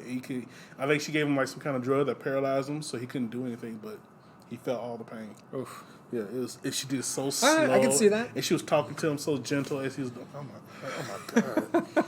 that one. That's got definitely me. a cringe. That one got me. Let's see what else. He actually has an allergy to shellfish, and apparently had an allergic reaction to shrimp on the set of Thriller. Let's see. Eddie Murphy apparently asked him to direct The Nutty Professor, but he declined. He was briefly attached to direct the Dick Tracy movie in 1990, the Warren Beatty Madonna movie. That was actually good. Yeah. I like that. Yeah. It's too bad he wasn't on it. No, it wasn't. We mentioned before that he's done movies with Donald Sutherland, and at one point he actually babysit Keither. That's hilarious. He was Keither's babysitter, and he actually went to go see the Beatles with I think his name is Peter Goldsmith, Jerry Goldsmith's son, and Jerry's the one that took him. And they saw him at the Hollywood Bowl, and they said they couldn't hear shit, but because of the fact there's so much screaming and shit. Yeah. But they still had a great time, you know what I'm saying? So they went to go see the Beatles, man. There you go. Yeah. He was asked to direct National Lampoon's Vacation, but he was apparently busy with American Werewolf in London at the time. So I mean, that's all right. Yeah. Look, the movie's fantastic. yeah, he was also asked to direct Meatballs. Oh, Ivan Reitman dude, that movie. would have been that. I don't know, man. I really like Ivan Reitman. I don't like that movie. I only like the Bill Murray parts. The rest of the movie is Well, trash. yeah, but I mean, but that's okay. Yeah, Fine. The rest of the movie is trash, bro. I'm sorry. I like the Bill Murray parts, but like you gotta sit there and wait. But I for mean, Bill Bill Murray is like the movie as far as everyone's concerned. Like, what other scenes does anyone ever quote? I mean, if you're talking Yeah. about Meatballs, it's just Bill Murray anyway. Basically, yeah, it just doesn't matter. Yeah, I like that stuff. Yeah, I like the shit where he's at the beginning. He's showing them like, okay, guys, this is the rule book to our character here. Watch it closely. He rips it in half, and throws it in the trash. I like that one. He was also asked to direct Big, the Tom Hanks movie, but he was doing Coming to America at the time. So he's also asked to direct Follow That Bird, the Sesame Street movie with Big Bird. I never even saw that. I don't know. You ever seen anything it? about It's pretty cool, man. Like it's Big Bird going on this like it's almost like Pee Wee's Big Adventure, but with Big Bird. He's like going cross country, meeting these different people. Like I think he's going all the way to Sesame Street. You know what I'm saying? And find his way back home. You know what I'm saying? So yeah, I like it. But he had to turn it down because he was directing the movie Into the Night at the time. Dan Aykroyd asked him to direct a movie we talked about last week, Nothing But Trouble. Oh, good. Good trouble. But But instead, Dan decided to. no. I know he yeah. turned him down, but that's what I'm saying. Then Dan got to have the director's experience. Yeah. he was also asked to direct Little Shop of Horrors, the musical, at one point. That might have been interesting. That would have been interesting, yeah. And this is the one I like the most. He was asked to direct Men in Black, but turned it down. And the reason behind it is actually my initial thinking of Men in Black when I first saw it too. And this is a quote from him: "These are the Ghostbusters dressed as the Blues Brothers, and you owe Dan Aykroyd some money." I agree with that. You know, casting's where they broke away because it would have been. Come on, man. The casting doesn't fit, and they didn't play it that silly because you got Will Smith coming at it, playing it kind of his street character, Big Willie style, essentially, right? Yeah. And then Tommy Lee Jones, like Well, yeah, deadpan is pretty dead. much, yeah. I mean, that's like the way he was born. Joe Friday, essentially, as an alien catcher. Exactly. But he has since regret. He said he regretted it, like because he enjoyed the movie. Well, and honestly, it's as so often happens, it's the best of the films. And it's Rick Baker. Yeah. It's also Rick Baker. He won the Academy Award for Men in Black. As he should have. Yeah, It was so, killer. Yeah, and this is one that this is a misnomer for him that a lot of people assume that he turned down Ghostbusters. He's like, I was never offered Ghostbusters. Yeah. He's like, you think I would have turned down Ghostbusters? Seriously. Like no, but he was never offered Ghostbusters. They're going to keep that one in the family. Yeah, and also one frequent thing that he does in his movies, he likes to work with rock and roll and R&B artists, iconic ones. B.B. King, fucking Aretha Franklin, James Brown. You're just going to go through the whole lineup for Blues Brothers right now. Pretty much. Even on top of that, David Bowie. Yeah. He's worked with David Bowie, Michael Jackson, people like that. He's worked with a lot of those guys. You Yeah. know what I'm saying? So he also went into television briefly in the 90s. His most famous show that he did, Dream On HBO, which is like one of those revolutionary shows on HBO because in fact it's one of the first shows to have sex and nudity and shit. And I used to watch Dream On a little bit when I was younger. You know what I'm saying? Mm-hmm. And it always just intrigued me that the little protagonist guy was just getting laid so much by really pretty chicks, like Playboy models. Well, I mean, that's where they did the casting. Yeah, exactly. Yeah, but he also became an executive producer on shows and was a director on shows like Weird Science on USA, which I was a fan of. Yep. I did love the Weird Science TV show. Sliders with Jerry O'Connell and he was the executive producer on that. And a short little one called Campus Cops. I don't remember that one. Yeah, I don't know it. Yeah, and he also did Honey, I Shrunk the Kids, the show. Yeah. Which was kind of a weird one to go with, but hey, you know what? I mean, it works. So Arthur Conan Doyle's The Lost World, and the one on Showtime, Masters of Horror. He did 2 of those. Oh, yeah. Yeah, The Deer Woman and Family. Yeah, and The Deer Woman was actually written by Max. I think it's like his first major thing. You know what's kind of weird when you look at that is that, and again, with his career specifically, it's strange that he never ended up doing any of the Tales from the Crypt. Because there was a lot of big directors like Tom Mankiewicz. I know I talk about him all the time. That's just because he'd always tell us all these stories. They had 2 stages wherever it was they were filming. I can't remember off the top of my head, but they would set one for one show, and while they were shooting that one, they start setting up the next one, and then they just swap back and forth. That's how they blow through the season so quick. Yeah. And it was basically like, if you go back and look at it, it's a who's who of pretty solid directors who were just like killing time. Walter Hill, Joe Dante, Yeah. Carl Gottlieb, Richard Donner. And then some celebrities actually made their directorial debuts Yeah. on Tales from the Crypt. Arnold Schwarzenegger, Yep. Michael J. Fox, and Tom Hanks all made their directorial debuts on Tales from the Crypt. That's why I'm so surprised that they never got Landis. But I mean, I guess Showtime, HBO, they're fighting, that. The whole one I thing. really remember of those guys, in terms of their segment, was the Tom Hanks one, because it's like it was actually what's his name, Treat Williams is this like gigolo who's like fleecing old ladies, and then the old ladies come back as zombies and eat them. Yeah, that was a pretty good one. Yeah. Now the one major trademark of Mr. Landis that is like pretty much become a cult thing in its own. See you next Wednesday. Mm-hmm. Now, see you next Wednesday is a line of dialogue that is frequently in Mr. Landis' films. movies. The actual saying itself is actually a line of dialogue from 2001: A Space Odyssey. And actually, it was the name of a screenplay that he did early in his career that never got made. But every time he takes something from that screenplay and puts it in one of his other movies, he gives it a credit. Mm-hmm. And you'll see You Next Wednesday pop up in different things in John Landis movies. Like you watch them now, you'll see You Next Wednesday. Like, oh, okay. Yeah. Now, in Trading Places, it's a poster in Jamie Lee Curtis's apartment. It's like Gone with the Wind movie. Yeah. And it's apparently you see the little things. It's starring like Laurence Olivier and David Niven, and apparently it's actually the whole cast of the 1939 version of Wuthering Heights. Yeah. Yeah, and the Kentucky Fried Movie is actually a film in a theater, which is like which they present in Feel Around. Which is like like how they do 3D and different shit like that. Yeah. So it was a new technique where there's an usher that comes behind you. You're watching this melodramatic ass movie, and the usher it's pretty much like 4DX, but an actual person is doing all the shit. So like you smell something, he sprays the like cologne thing.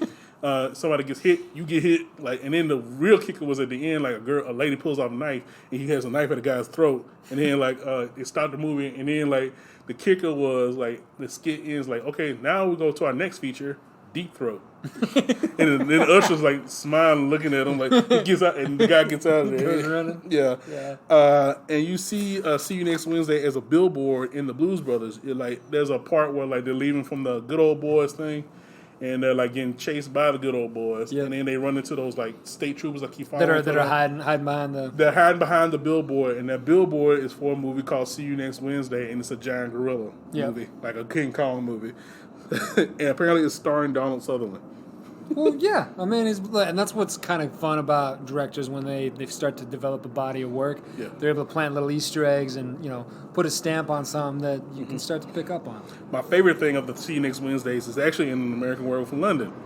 It's the porno in the movie. Yeah. The name of the porno in the movie is See You Next Wednesday. He did it. He said, like, I just want to do like a British, oh, my knickers have fallen off type porno. So he did it. And it's like all British actors. And like there's one particular part where they're in the movie that you see posters for it throughout the movie. Most famously in the tube station where the dude's been chased by the werewolf. And then you actually go to the movies and go see it. And that's like the last sequence of the movie where they're in the theater watching this porno, like all this shit going on. And then some dude comes in the movie. Like it's like this guy and this girl has a breast out, and guy goes in there, what are you doing here?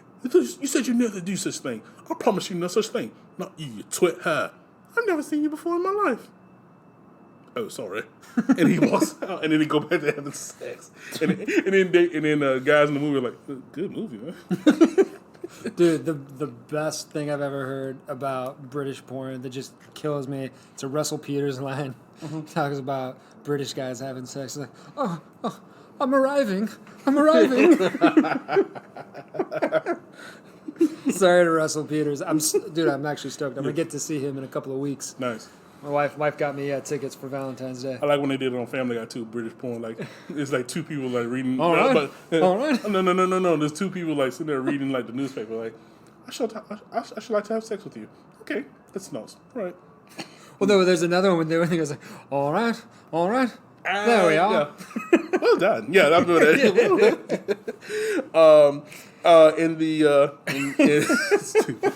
In the of course the world famous Michael Jackson Thriller video. Yes. You can hear it in the theater when Michael and the girl are in the theater watching the movie, and the famous meme of Michael eating popcorn is from that scene. And you hear the dialogue of the movie or whatever as they're leaving, and some guy's like, something scrawled in blood. What's it say? See you next Wednesday. And also in the aforementioned Twilight Zone section, a German character says it in German. Like it's like I think there's like two like Nazi guys shooting at Vic Morrow as a Jew, and they say to see you next Wednesday in German. And in Spies Like Us, it's an army recruiting poster. Oh yeah, Yeah, like I forgot about that. Hey, when I gotta watch that again. Yeah, when Chevy Chase and Dan Aykroyd get assigned to Pakistan by Bernie Casey, you see the poster right behind them. And Coming to America, it's a space movie in the subway station scene, and apparently it's starring Dan Aykroyd, Sybil Danning, Jamie Lee Curtis, Mo Howard, and James Brown. I would literally watch any version of this that I've heard so far. Exactly.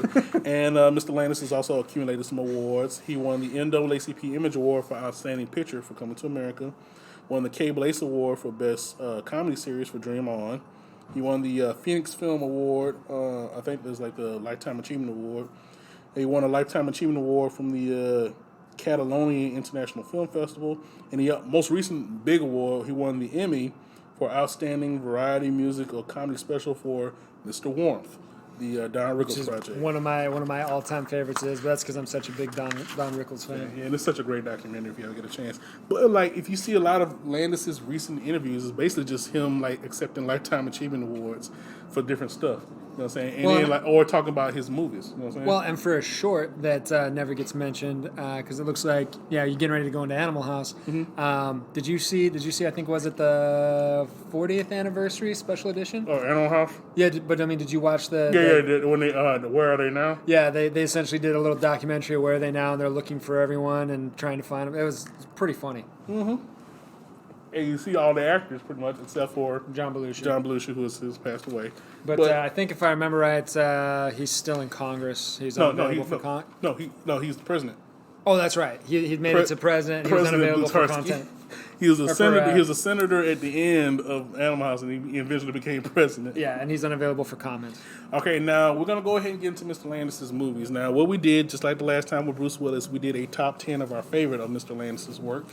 Basically from that list, we had a lot of corresponding ones, but basically we just I narrowed it down to our top 5 of each one. And the 5 films we picked to talk about: Animal House, The Blues Brothers, An American Werewolf in London, Coming to America. What's the other one? Yeah, Coming to America. Sorry, which one did you say? I was reading something. The Animal House, Blues Brothers, Coming to America. I got a couple more. Trading Places. And there's one more. Hold on. I got another one here. Sorry, hold on. It's the Blues Brothers, Trading Places, Animal House, Coming to America, and shit. The pages are sticking together. Yeah. And American Werewolf in London. Yeah, okay, there we go. And also through American Werewolf in London, we got a special bonus one that we're going to be doing. Yeah, we'll get into Thriller. We get into Thriller, Michael Jackson's Thriller. Now, first off, we're going to go ahead into Animal House. Now, this is the first movie produced by National Lampoon, the magazine, which was a huge magazine at the time in the 70s. Well, and don't forget, they also had, which they still have going on, National Lampoon Radio Hour. Yeah, they do. And it's like a lot of young people now, they got a sketch thing. Actually, I think I auditioned for that once. Yeah, and they're still cruising. Mr. Shapiro's got that thing rocking and rolling. They're doing good. That's what's up, man. But like I said, National Lampoon magazine at the time was one of the more popular magazines in the country. It was up there with like Mad Magazine and all that other shit. My favorite cover that they ever did was the one with the dog. Oh yeah. Basically, it's a dog with a gun to his head. It's like, if you don't buy this magazine, we'll shoot this dog. And the dog's looking at the gun like, okay. I don't know what it is. Just the visual that makes me laugh. But the whole concept is ridiculous too. But the main creative voice from the National Lampoon was a writer named Doug Kenny, who recently did a documentary on Mr. Kenny, A Futile and Stupid Gesture on Netflix. All about the life of Doug Kenny. Now, he was a writer, and he is also the first magazine's first editor-in-chief. Graduated from Harvard in 1969.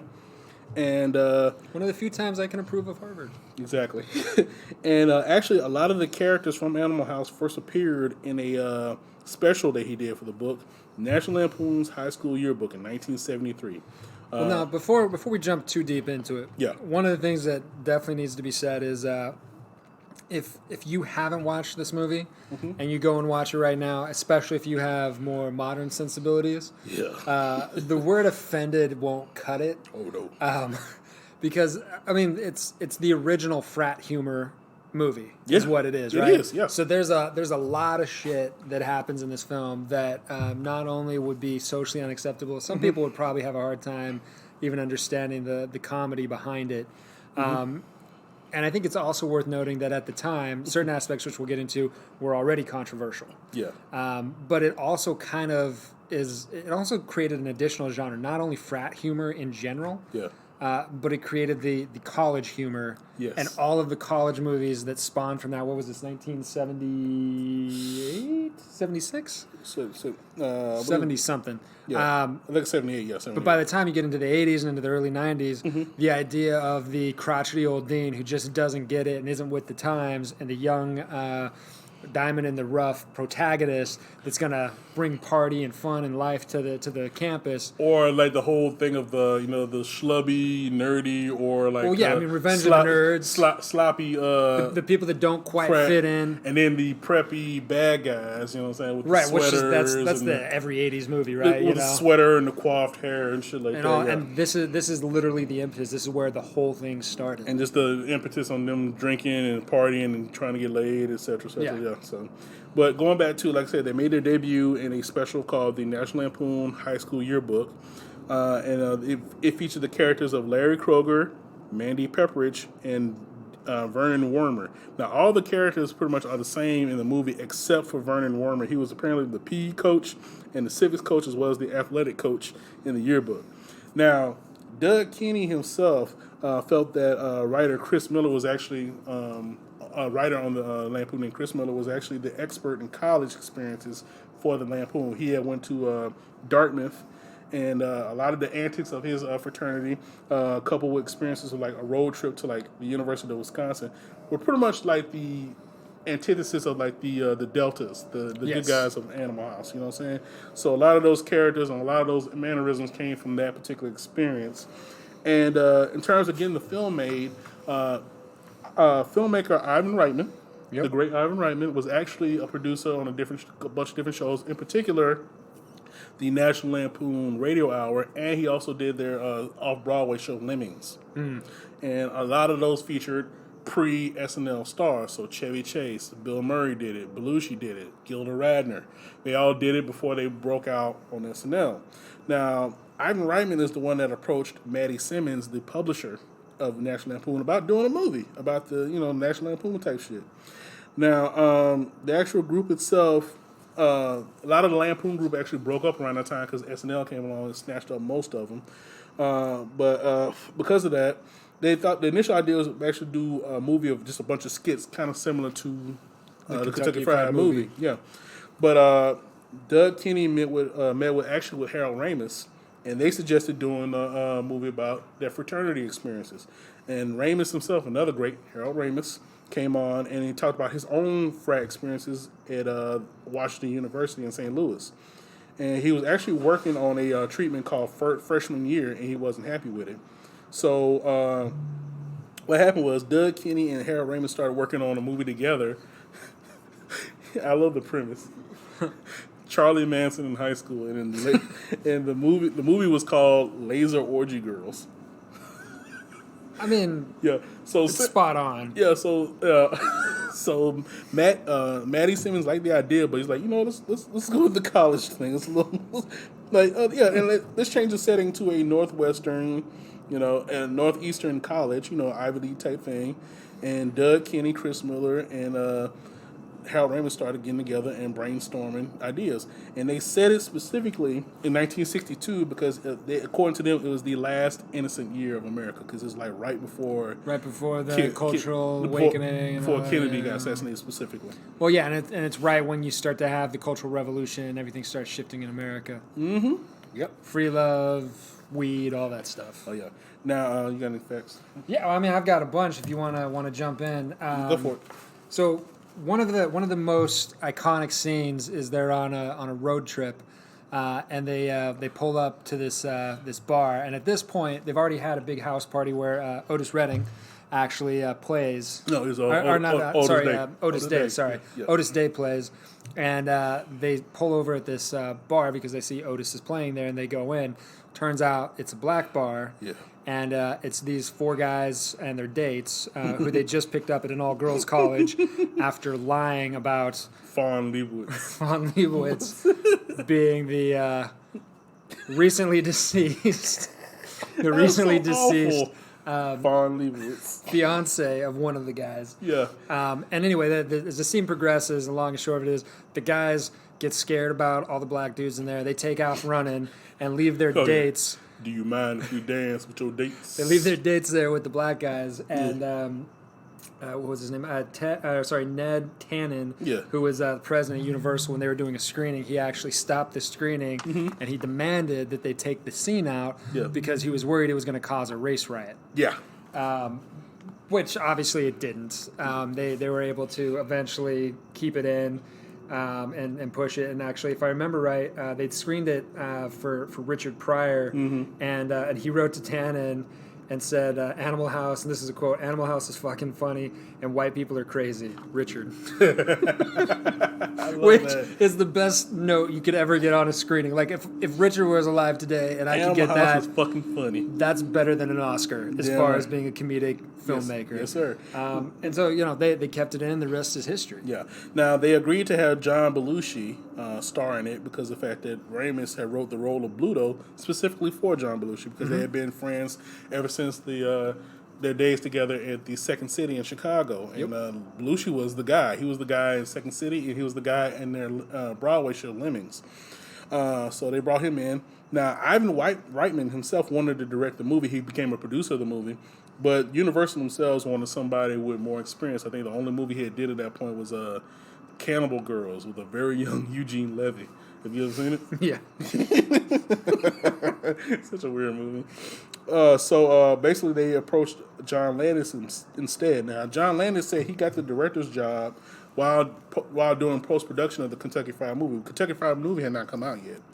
And he met with a studio executive by the name of Sean Daniel, who had saw the first cut and thought it was funny.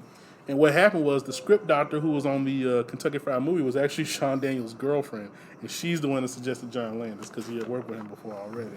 Which actually turned out to be great for everyone. But back to when they were trying to put this thing together and everything, when they brought Donald Sutherland on, and he agreed to do it, he was convinced it was going to just be horrible and that there wasn't any potential. Right. So he actually turned down a piece of the gross for his flat fee of $75,000 for the 3 days' work. Which, if he'd have kept it, he gave up millions. Yeah, he it was a bad call. Yes, it was. Now, beginning of that, there was actually friction between John Landis and the writers early on because of those guys. All the writers were college graduates. John Landis is a high school dropout who dropped out of high school in 2017. I think he made the right decision. Yeah. And what really pissed him off, apparently, according to Harold Ramis, was that he started referring to Animal House as his movie. And they had been living with it for 2 years, and they hated that. See, well, and that's actually one of the things I've heard it go back and forth with a lot of directors over the years because you'll always see, actually, I had a friend who, it's, I'm not going to say his name, but so-and-so's joints, or like almost like a Spike Lee joint, right? Because you see a lot of directors will then say a John Landis film or a so-and-so film, and there's definitely a school of thought that definitely has some real credence to it that says, if you want, to just bring something out that Tom always said that I think of every day, movie making is a team sport. Yeah. If you want to be an autocrat, go write a novel. Yeah. And that's the thing about it. So, you're never going to find anyone more arrogant than a film director unless you start looking at maybe like a general or the president of the United States or something like that. Like until it's just something that tends to attract very arrogant personalities. Yes. And it has to in a lot of respects because the most useful person on a set can be a director. And likewise, the most useless person can also be the director. So if you really got somebody who has a clear vision, is putting their stamp on it, they're going to want to do that. But it ultimately, as you're noting, leads to some really unfortunate and unnecessary friction that you just don't need to have. Yeah. Now, as far as the screenplay itself, John Landis says his only real contribution to the script was the fact that he said he read the script, he loved it, he thought it was hilarious, but there was no like clear good guys and bad guys. He thought everybody was a pig. We pretty much were. So his main contribution was separating. There's a good guy group and there's a bad guy group. Yeah. And we're rooting for the bad. We're rooting for the good guys. We're shitting on the bad guys. Which is important. I mean, because otherwise you just end up with a lot of weird shit that happens. Like, okay, movie's over. Like, you have to have something that allows the audience to identify with a group or a team. Otherwise, why am I sitting here for 2 hours? Exactly. Now, we already talked about Otis Day, played by actor Dwayne Jesse, who was Yes. in Car Wash and Bingo Long and his Traveling All-Stars and Bingo Long's Traveling All-Stars and Motor Kings. He was in that shit, too. But he was Otis Day in this movie, and he was so successful playing Otis Day, he actually legally changed his name to Otis Day, and with his family has been touring the United States at colleges all across this country as Otis Day and the Knights pretty much since that movie. Yeah, and they've been doing it for years. Like I've seen, I remember I went to one college. There was a listing for Otis Day and the Knights. They do like toga parties and shit like that or whatever, and people come out, man. They love Animal House, so yeah. So one quick note from this, it connected back to Twilight Zone we were talking about earlier. There's actually a segment in that. So if you've watched the film all the way at the end, Niedermeyer, who is the main bad guy, he's. It says at the end when they're saying what happened to everyone after college, they say that Niedermeyer was killed in Vietnam by his own troops. And then in Twilight Zone, in his segment of Twilight Zone, some of the troops can be heard expressing their regret for having killed Niedermeyer. Yeah, that's right. Yeah. So there's another way that he was tying it back into all of his films. Yeah. So. Now, Belushi's performance in the cafeteria scene in particular was all improv. That was great. And like the whole thing of him piling on the food and stuffing food into his mouth is basically John Landis off camera urging him, "Hey, do it this. Like, hey, put that in your mouth." And like, "Ooh, that looks good." You know, he was just doing that shit to John Belushi, and John Belushi was just doing it and improv and shit. And then the whole thing where he's like got the mashed potato in his mouth and does the "I'm a zit." Get it? That was genuine. Like they didn't know that was gonna happen. Which gets you some great, total, realistic reactions. Yes. Yeah. And then actually, as long as we're talking about kind of the end credit portion as well, so at the end, it says that Babs became a tour guide I was just at about to get Universal to that. Studios. I love that shit. So at the end of this film and every other Landis film, Not every other one, but a few other ones. pretty much. I mean, the majority of the ones we talk about since '89. Basically, anyway. the ones he does for Universal. Yeah, exactly. Specifically, it has to be Universal because, as I say, at the end of the Universal logo, it actually, or underneath it, at the very end sequence, it says "Ask for Babs." No, it's just like when in Hollywood, visit Universal Studios. Ask for Babs. Yep. And then apparently for years, people would get in free. Well, there was a discount or free entry depending on. Yeah. Initially, it was free entry, but then so many people started doing it. Then it became a discount. Now they don't do it at all anymore. So, Yeah, as far as I know, that one's over. yeah, it's been gone for a while. Yeah.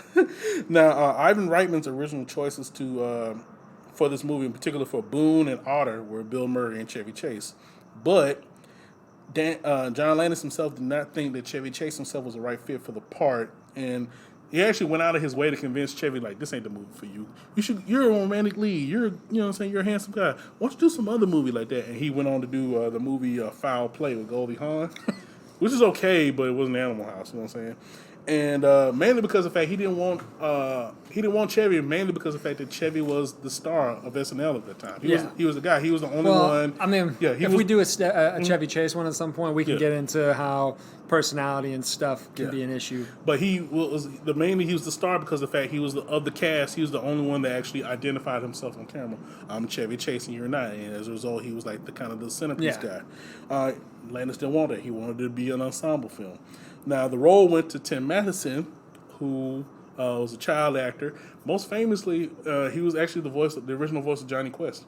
I didn't realize that. Yeah, he was and he was also Jace on Space Ghost. Which I like. Dude, I gotta watch Space Ghost again. It's been a minute. He had the twins, Jan and Jace. Tim Matheson was Jace. And actually, funny enough, like Chevy Chase and Tim Matheson would actually end up starring together in the movie Fletch in 1985. But Chevy Chase has gone on to say he regrets not doing Animal House, as he should, And Belushi himself actually had to fly back and forth from Oregon to New York because of the fact while he was doing Animal House, he was also doing Saturday Night Live. So yeah, he was staying busy. And actually, another quick, fun Belushi one. So the scene where Bluto smashes the beer can on his head and breaks the bottle. they actually had to shoot that 18 times. Yeah. Because Stephen First, who was playing Flounder. shit. Yeah, Brain fart. Flounder. Anyway, playing Flounder, he kept breaking and laughing. Yes, right. Yeah. So he busted. And I mean, seriously, when you watch that scene, it's totally easy to understand why. Because how could you not? Yeah, and Harold Ramis, one of the screenwriters in the movie, actually wrote the part of Boone for himself. Yeah. Yeah, Well, but and it took him a minute, but then he eventually made that shift with I think Stripes. his first one was Stripes, right? the Stripes, yeah. But John Landis felt he was too old to do the part because, he was actually 32 at the time, and the guy they picked was actually 29, Peter Rieger, and also he didn't think that Harold Ramis was the actor that Peter Rieger was. Unfortunately, he's not. But what he offered as a consolation, he offered the screenwriters, "Hey, look, if y'all come to the set and just fly to the set, what I'm gonna do is I'm gonna hire you guys as extras, and then you get paid for every day you're on there. You know what I'm saying? So you don't lose no money." Two of the writers took him up on that. Doug Kenny and Chris Miller. They're in the movie. And Harold did not because he's too pissed off. Yeah. Well, and again, I mean, that goes back to what we were talking about before, the relationship. Once it gets sour, it's hard to, especially in stuff like this, because, I mean, the creative side of things, people are sensitive. Yeah. The role of D-Day, the motorcycle dude, God, that's a great one. was written for Dan Aykroyd because of the fact that Dan Aykroyd is a professed motorcycle-loving kind of guy. You know what I'm saying? But Lauren Michaels actually threatened to fire Dan Aykroyd if he took the part because he was already losing Belushi. He's like, I'm not going to lose too many people for this movie. You know what I'm saying? And also, we talked about it earlier. The Stephen Bishop cameo in this movie is the charming guy who plays the little song on the pianos at on the stairs at the toga party. He's playing like, I gave my love a cherry, and then Belushi comes down. After he sings the song a little bit, he takes the fucking guitar and starts smashing it against the wall and shit. Now, the hole that Belushi made in the wall with that goddamn guitar is the only damage that happened to the house throughout the whole shoot.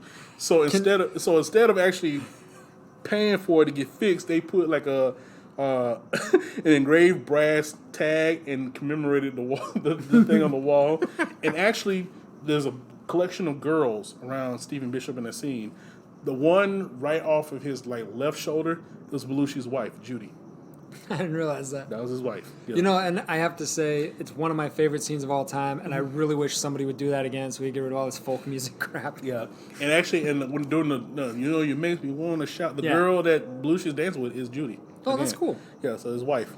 Also, let's see, we talked about that. Stephen McCartan, the guy who plays Lucky Boy at the end, where he's got the Playboy, and Thank you, God. and then the sorority chick falls through his window, and he Yeah. goes, "Thank you, God."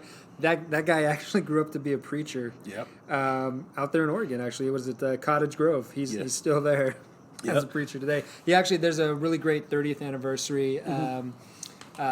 Interview and kind of a documentary they did about it, and they interview him about it. He kind of laughs about it. I was like, it's kind of my weird claim to fame. Exactly. And one is the subtle scene, but it's a really good scene. Boone, the character, catches his girlfriend Katie, played by Karen Allen, in her debut role. Catches her sleeping with her professor, who was played by Donald Sutherland. Now, actress Karen Allen was actually told, that she had to bear her bare ass on film, and she didn't want to do it. So Donald Sutherland stepped in. He said, "You know what? I'll do it. I'll do it with you." So he pretty much dropped his pants right there in front of her. He's like, "I'll do it with you." And so that's why you see both her and Donald Sutherland With no nude pants. and Donald Sutherland's reaching for some cereal. He's like, "Got it," and he sees his His butt. And also, more money was spent on advertising and promotion for this movie than the actual movie itself. Which, I mean, that's one of the things, right now, majority of the time, especially when it comes with big budgets or whatever, whatever they spend on the film, they usually spend equal amount on advertising. That's kind of one of the rules you can go with. But when you get to these indie flicks that they grab, like the stuff they're buying at Sundance and everything right now, they're going to be spending way more to try to get people to see it. Speaking of flicks, the president of the University of Oregon, which is where the movie is based, only allowed this movie to be filmed because he didn't know how to. They pretty much decided he didn't know how to read no screenplay. He don't know what the hell he's talking about. Apparently, in 1967, he actually received the screenplay for a hit movie to be filmed there, but he denied it. That movie ended up being The Graduate with Dustin Hoffman. Here's to you, Mrs. Yep. Robinson. That shit. And he's like, he liked that movie so much. Like he said, like if something like that ever happened again, I'm not gonna miss this opportunity. So he approved Animal House, but then he saw the movie. He's like, okay, you can do it, but don't put the name of the University of Oregon in the credits, okay? Yeah, You know something else kind of funny about this? This was actually the debut of both Kevin Bacon and Karen Allen. yeah, the first movie. Yep. The very first movie, which is First crazy. one. And they would go on to great careers. Karen Allen go on to Starman and Raiders of the Lost Ark and the Indiana Jones movies, and she's in Scrooge, a bunch of other movies and shit. Yeah, and then she's been around. And Kevin Bacon is Kevin Bacon. He's you know still what around. I'm saying? Damn right he is. Yeah. So let's see. The bass player for the Oldest Day and the Nights was actually Robert Cray. You know what I'm saying? Which is crazy. Yeah, you know what I'm that's saying? pretty crazy. Yeah, I love legendary bassist Robert Cray. Let's see what else here. Oh yeah, like we mentioned before, the two screenwriters were in the movie. Their characters in the name are Stork and Hardbar. Doug Kenny is the one that's like, well, what the hell are you supposed to do, you moron, during a big Belushi speech. That's Doug Kenny. And he's also the dude that leads the marching band when they do the parade thing. front. And he leads the He marching plays band. Stork, right? Yeah, That's the Stork. character And name? he leads the Yeah. marching band into an alley. And then also Chris Miller's in the movie as Hardbar. He's also in the parade scene when the guy's like, hey, can my son sit on your shoulder? No, that's Chris Miller. And apparently Chris Miller based his character on a guy that he was a frat member with that masturbated excessively. That's a good character. Yeah, Hardbar. That was his name, Hardbar. Hardbar. Oh yeah, and also the famous scene where Belushi's just down in this giant ball of Jack. Yeah. That's all. That was actually Ice-T. Nice. They were Well, actually, yeah, they couldn't. I mean, They they were- would have been done for the rest of the day. They were Probably going- had to get his stomach pumped. they were going out of their way to make sure that Belushi did not get tanked while making this movie because he had a reputation even before he made this Oh, movie. yes. Yeah. Now, the core group of the Deltas, D-Day, Otter, Boone, Hoover, Flounder, and Pinto, actually traveled up to the site of the movie a week early by John Landis' request because he wanted the group to emotionally bond so when they're filming, their friendship comes across as real. Mm-hmm. Which it did. So they did a good job with that. Also, the initial budget for this movie was only $2.5 million. So to cut costs, the film was actually shot almost entirely at the University of Oregon in Eugene. The student court scene is there. The scenes in Dean Wormer's office are there. The only exception was the road trip scene, which you mentioned, and the parade. That was actually shot in Cottage Grove. Well, and the really funny thing, because they were shooting in Eugene, so the entire sequence with all of the black actors at the roadside bar, Yeah. they actually had to, basically it says bus them Yeah. and the black actors in from Portland because there weren't enough black people in Eugene. Exactly. And also, because the budget was so small, they only shot overall 28 days in Eugene. John Landis had no trailer, no office. He could not watch dailies for 3 weeks. So his wife, Deborah, who we mentioned, actually purchased a lot of the costumes and shit from local thrift shops. And actually, she and John Belushi's wife were the ones that made the togas. Oh, okay. That makes sense. For the toga party. Yeah, they made that. You know, speaking about making this, did you know that they originally were going to set this at the University of Missouri? No, I didn't know that. That was the original plan until the president of the university read the script, and he's like, no. And as I mentioned before, the principal photography for this movie was actually 28 days total. Jeez. I know. That's insane. Exactly. And John Landis worked specifically with John Belushi to make sure he had as little dialogue as possible.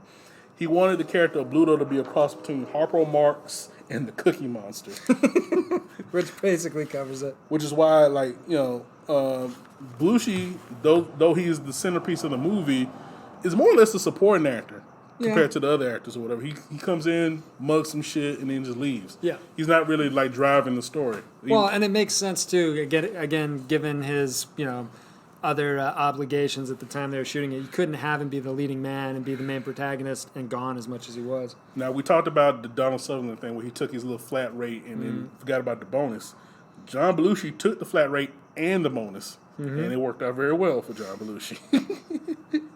Now, Landis himself, we talked about this a little bit. He basically is inspired by classic Hollywood, in particular comedies from Buster Keaton, Howard Lloyd and the Marx Brothers, he used a lot of those techniques in this movie. In fact, like a lot of the organized chaos in this movie was because of John Landis. Like the scene where like they go into the frat house and like somebody's just throwing bottles at them. Yep. That was John Landis just throwing bottles at John Belushi. And then when Belushi catches one of them, like that was improv. Like he didn't expect him to catch it. Like okay, shit. And then there's one scene in that grocery store where like Flounder's like catching a bunch of meat and different stuff or whatever. Yeah. That's John Landis and Tim Matheson throwing stuff at him.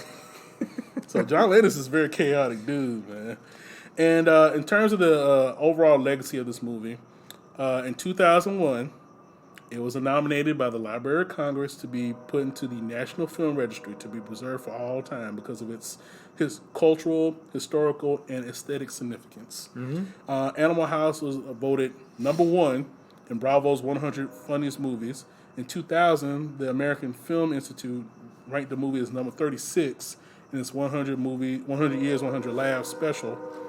And the actual sweatshirt, the very, very famous college sweatshirt worn by John Belushi, was actually hanging up in the Saluki bar, and also also hangs up at our cigar spot, Bose. Oh yeah, It's in the members' room. We Yes, have a it picture does. we have a portrait of John Belushi with the college sweater on. as it should be. That's right.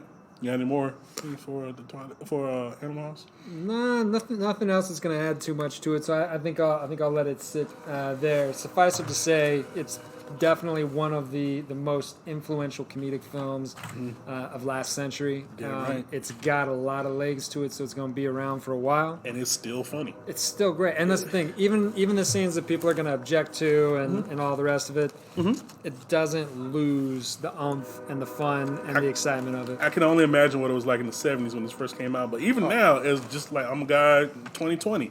It's still a funny movie. So For sure. Well, now our next movie for Mr. Landis, Trading Places. So, like AJ mentioned earlier, this is the first movie he filmed immediately after the whole incident with the Twilight Zone movie. Yep. So, And it was also, I think it was Dan Aykroyd's first film after Dr. Detroit. Yes. Which was his first film post Belushi. Yeah. And I'm reading here real quick. They actually, and by they I mean everyone in Hollywood, thought that he was basically Done. washed up, right? Done, It's yeah. like when you lose a part of a comedy duo, it's really hard for the remaining member to continue on. Think David Spade, right? It's like doing Abbott without Costello. It's just, it doesn't quite work. apparently, Landis actually remarked to it, like, everybody's like the same thing when, like, Martin and Lewis broke up. Everybody's like, poor Dean. What's Dean going to do? Yeah. Yeah. He ended up doing just fine. He did all right. Yeah, he did all right. Now, the storyline of Trading Places, with a member of society trading places with another guy who's in a lesser socioeconomic standing, was actually compared a lot of times to the Mark Twain novel, The Prince and the Pauper. Mm-hmm. You know, where a rich guy and a poor guy who happen to look exactly alike trade places to see what it's like on the other side for either one. You know what I'm saying? And I also compare it to another Mark Twain novel, The $1 Million Banknote. Now, the movie itself was originally called Black and White, Yep. and was supposed to star Gene Wilder and Richard Pryor. Yep. Which there's the connection back to Black and White, the music video he later did with, Yeah. which at the time, Landis said he thought was a terrible title, and it's just hilarious because later on he goes on to do the music video. Black or White, yeah. Yep. Yeah. Now, the actual idea itself for the movie actually came from a tennis game. Yeah, well, and so actually, just before we get too far into that, talking about how Landis came in, Yeah. it was actually Jeffrey Katzenberg, who was at Paramount at the time. He asked him to look at the script back when it was still called Black or White, and they brought on Tim Harris, and I can't remember Herschel's first name. Herschel is his first name. The last Herschel- name is Wingrad. However you say that. Wingrad or something like that. But it was Tim Harris with the tennis game that really had to bring on the life. Yes, exactly. So apparently what happened is there was this tennis game where these two brothers who were doctors would play tennis with Tim Harris, and they were so irritating because they had this lifelong sibling rivalry about everything. They couldn't play on the same team. They always had to play against each other. Yep. They're always betting like piddly amounts of money, like 50 cents against each other, and Yep. haggling over little tiny stupid bills. So what Tim did, he took those two brothers and he had them arguing about the theory of nature versus nurture. Yep. What is more indicative to a person's success? Is it his genetics or is it like the environment in which he's brought in? You know what I'm saying? So they use that premise pretty much as the starting point for this particular screenplay. He says he pitched it to Herschel, and he just fell in love with the idea. It's like, yeah, that could actually be fun, especially with the idea that two rich guys would essentially use people below their station in life essentially as guinea pigs. Exactly. So, so that happened, and you already talked about Landis coming on. Now, prior to the movie, John Landis didn't know who the hell Eddie Murphy was. No, he'd never even heard of him. So this is a direct quote from John Landis. He said, "So 48 Hours hadn't come out yet, and they had previewed it, and Eddie Murphy had previewed very well, and they thought, oh my God, this guy's going to be a star." So they talked to Landis about it. He was like, "Okay, so what do you think about Eddie Murphy playing the Billy Ray Valentine character?" And his answer was, "Who's Eddie Murphy?" Well, we actually need to back up just a little bit because, again, we said that it was going to originally be Gene Wilder and Richard Pryor, but this was right after Richard Pryor had been burned. Yes. That famous incident that was supposedly freebasing cocaine, but since his death and a lot of stuff's come out, it looks like it may have actually been a suicide attempt, but we can get into that some other time. But at any rate, Richard was in no position or situation to be able to start acting or starring in a film. I just love the irony of that line. Who's Eddie Murphy? Yeah. You'll find out. Everybody says that at some point about everyone, Greg. You'll find out. So Who's J.D. Belser? Damn right. You'll find out, motherfucker. So the shooting schedule of the movie was 15 days in Philly for the exterior scenes, and the interior of the Duke and Duke party, the Christmas party, was actually at the Fidelity Bank on Broad Street. Other locations in Philly were the Rittenhouse Square, Independence Hall. They had a street of restored townhouses in Center City that was actually the exterior of Lewis's house. And they also used the Community College of Philadelphia for the interior of the police station scene. They used New York locations between January and February of '83. Particular Park Avenue Armory for the club, the Heritage Club. The Duke and Duke offices was in New York. The interior was in New York. And he also used another Upper East Side residence for the interior of Lewis's house. And they also actually ended up using the commodities trading floor at One World Trade Center. Right. And the reason behind that was they tried to do it in Chicago, but after they looked at it in Chicago and they saw what these guys had going on, John Landis said they basically said these guys understand what we do too well. They didn't think it was a good look for them, and they managed to go around and sell it to New York, which is actually, it's kind of funny because they ended up the traders you see in the background and everything, that whole thing with them fighting in the pits, That was really, they actually toned it down, but Yeah. 90% of the guys that were the extras were actual traders. Yeah. And apparently they disrupted this trading for real so much, and people lost like millions of dollars. Like, no, y'all can't do this shit. Well, so the main thing, he said that where he got most of the additional footage was he just went in guerrilla style and he was able to shoot here and there. And it took them 2 days to shoot the trading pit scenes. Yeah. And they only could shoot for 2 to 3 hours at a time because, like you said, it was disrupting actual work. Exactly. Now, the actual story of the cornering of the orange market, which is the central climax of this movie, was actually inspired by Silver Thursday, the market crash in 1980, where the Hunt brothers of Texas tried to corner the silver market, but they failed, and they lost over $100 million. Now, a significant part of casting for this particular movie, Jamie Lee Curtis. Now, John Landis himself cast Jamie Lee Curtis because they had done a special together called Coming Soon, which was basically going over Universal horror movie trailers and stuff. And he liked her personality. He thought she was fun. So he decided he wanted her to be in this movie. Now, Well, and the character of Ophelia, he was saying, was really difficult because you're basically trying to cast what's a fantasy, the hooker with the heart of gold, Yep. right? That you've seen 100 times, and like, how the hell are you supposed to do that? He said the most famous example of that was Clute. Yeah. So yeah, he wanted that. Yeah, but now according to John Landis, Jamie Lee Curtis was actually a hard sell because of the fact she was primarily known for horror movies. Well, and she'd actually, I think that was coming off of the second or the third Halloween movie. She was doing like about $1 million quote. Second The second one, right? Second one. So she had about $1 million quote for So that. she had already done Halloween, Terror Train, Prom Night, and The Fog. She did those already. Yeah. And then Halloween 2. So she was primarily known for that kind of thing. She was a scream queen. Wasn't known for comedy. She was only paid $70,000, but she also credits John Landis for him picking that role as single-handedly changing the course of her life. And her Another career, part- and her for career, sure. for getting that part. Now, another ironic thing about it is horror movies were infamous for, having just copious nudity. Yeah, well, because I mean the whole joke they always bring up in Scream, right? It's like if you get naked and you have sex and you die, Yeah, because exactly. that was supposed to be what the moral of the story or But something. that's kind of like indicative of like most of the '80s movies. Like they'll just bring out some titties just for the sake of bringing out titties. Just to Yeah, do but it. specifically with horror movies, they Yeah. always did it, and then that was how you know because that person's gonna die next. Yeah. Now, keep in mind, all the horror movies that Jamie Lee Curtis was asked to do, nobody ever asked her to be nude. Yep. Yeah. This is her first real straight movie, and they finally asked her to get naked for it, and she went topless for this movie, and it was quite great.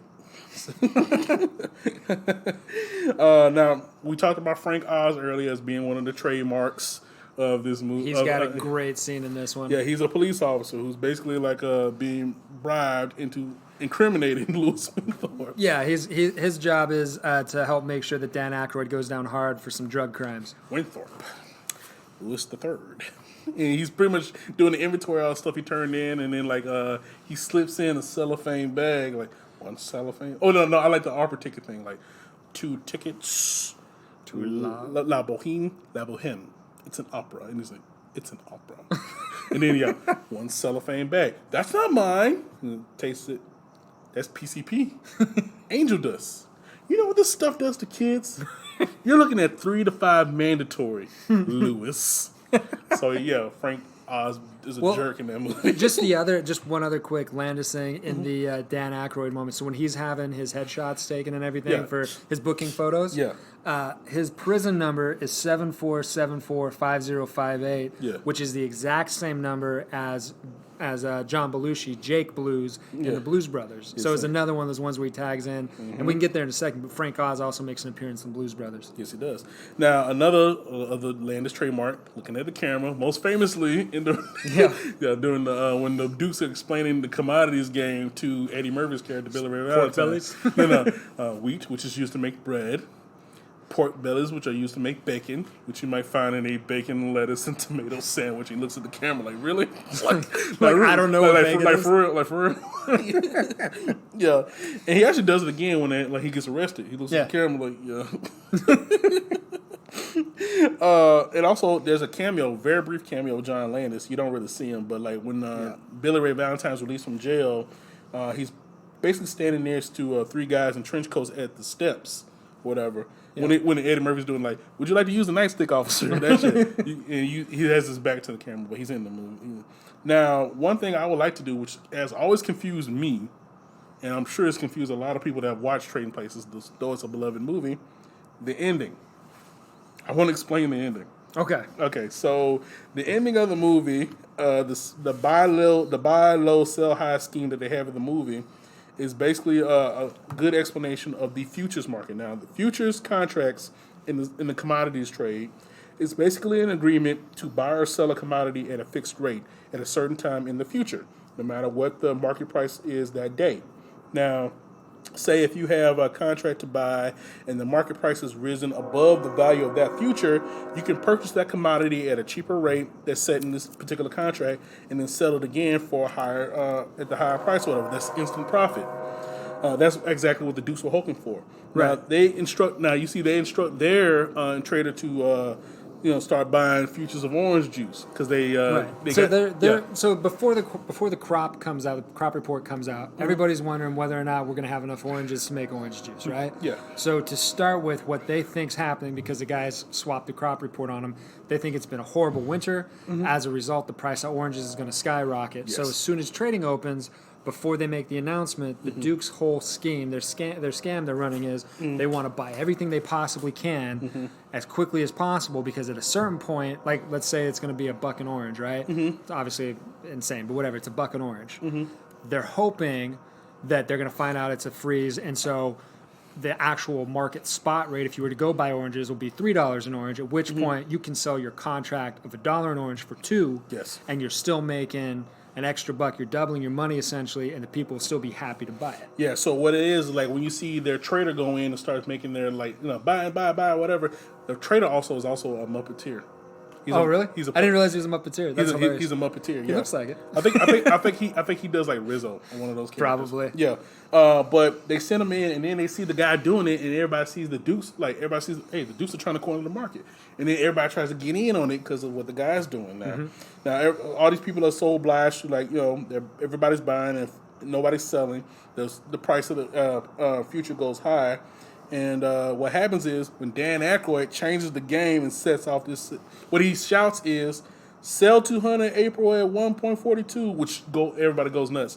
Now what he's saying is, let us agree that I will sell orange juice to you in April at $1.42 a piece. Now that's why everybody gets so excited, because they think, in April the price is going to be much higher than whatever he just said. Right. So they think that he's offering $1 oranges when they're expecting it to be $3. Exactly. Now, because of the fact that somebody's selling instead of buying, that causes an instant change and the price starts to drop. Right. And then finally, the guy comes in, the slow ass old guy. I always hate this scene when he's.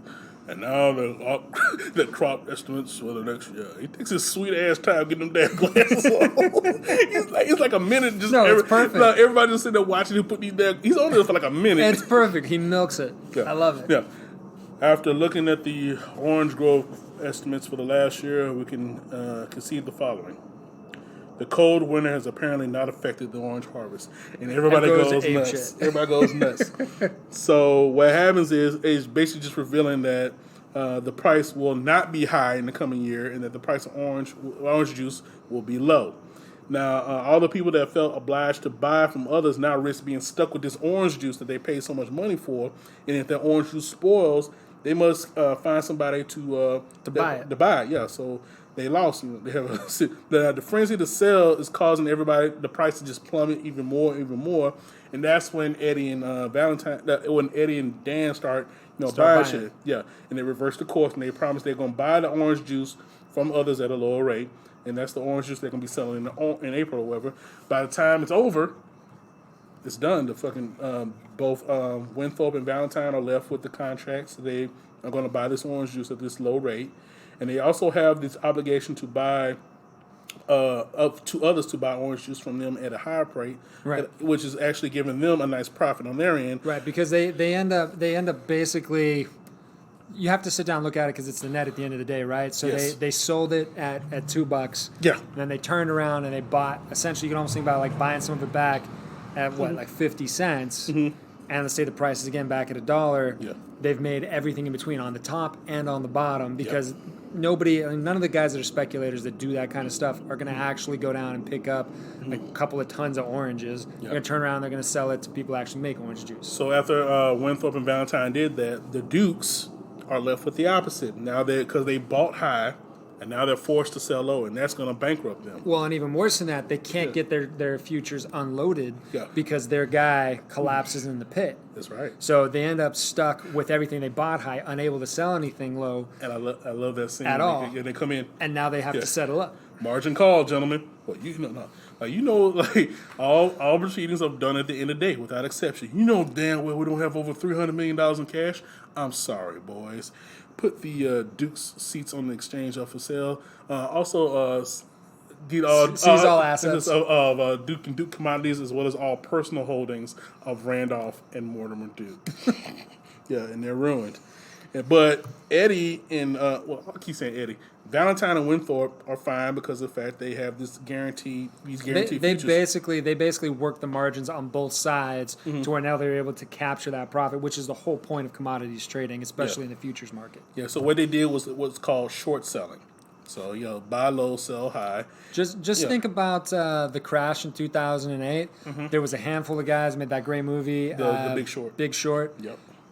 That's what these guys were. They were the Big Short of the orange juice market. And basically what they do is they have what they call a margin call, which is basically just a percentage of the money on hand, sort of as a security.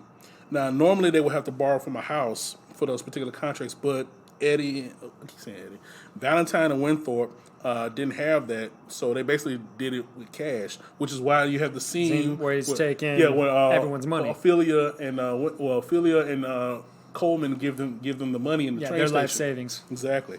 So that's what they use to get this money up, and It worked out Yep. so well for him. It worked amazingly well. Now, this movie and that particular scene changed the stock market in a big way. Now, 30 years after the release of this movie, they used this plot as inspiration for a new regulation in the fucking 2010. financial market. Yeah, exactly. In March 2010, the Commodities Future and Trading Commission, the chief Gary Gensler said in testimony to Congress, we have recommended banning using misappropriated government information to trade in the commodities markets. Now, in the movie Trading Places, starring Eddie Murphy, the Duke brothers intended to profit from trades in frozen concentrated orange juice futures by using an illicitly obtained and not yet public crop report. Now, what they did is they instituted what they call the Eddie Murphy rule. It came into effect of Section 136 of the Wall Street Transparency and Accountability Act of the Dodd-Frank Wall Street Reform and Consumer Protection Act under Section 746, which deals with insider trading. You know, my favorite part of the whole thing is that it took them 30 years to make that a rule. People have been just doing this shit like no big deal. All right. Now, Trading Places was released theatrically in the United States on June 10th, 1983. Its opening weekend, it earned $7 million in pretty much 1,000 theaters, ranking third of the weekend after Octopussy Okay. and Return of the Jedi. Now, it remained in the top 10 grossing movies for 17 weeks, and it went on to gross over $90 million in its U.S. run, making it the fourth highest grossing movie of 1983 domestically, behind Flashdance, Terms of Endearment, and, of course, Return of the Jedi. And it was also the second highest grossing R-rated movie of the year after Flashdance. Now, adjusted for inflation, this movie is actually the 58th highest grossing R-rated movie of all time. You know, what's funny is it actually had a really slow opening weekend. But Harris has actually been quoted as saying that he realized that they had a major hit on their hands because being in Hollywood as long as he had, right after that opening weekend, numbers started coming back. He started hearing rumors that both Katzenberg and Aaron Russo were both trying to jockey for credit for the film. And as soon as he heard one of the two of them was out there trying to be in the position to take credit for it, he's like, oh, we got a monster on our hands. All right. Now, do you have anything else for Trading The last one I've got is Don Amici, Okay. right? So big Hollywood star, 40s and 50s. So when they were sitting down there doing the casting for this, the casting director said, okay, we got to get somebody classic for the roles of the Duke brothers, right?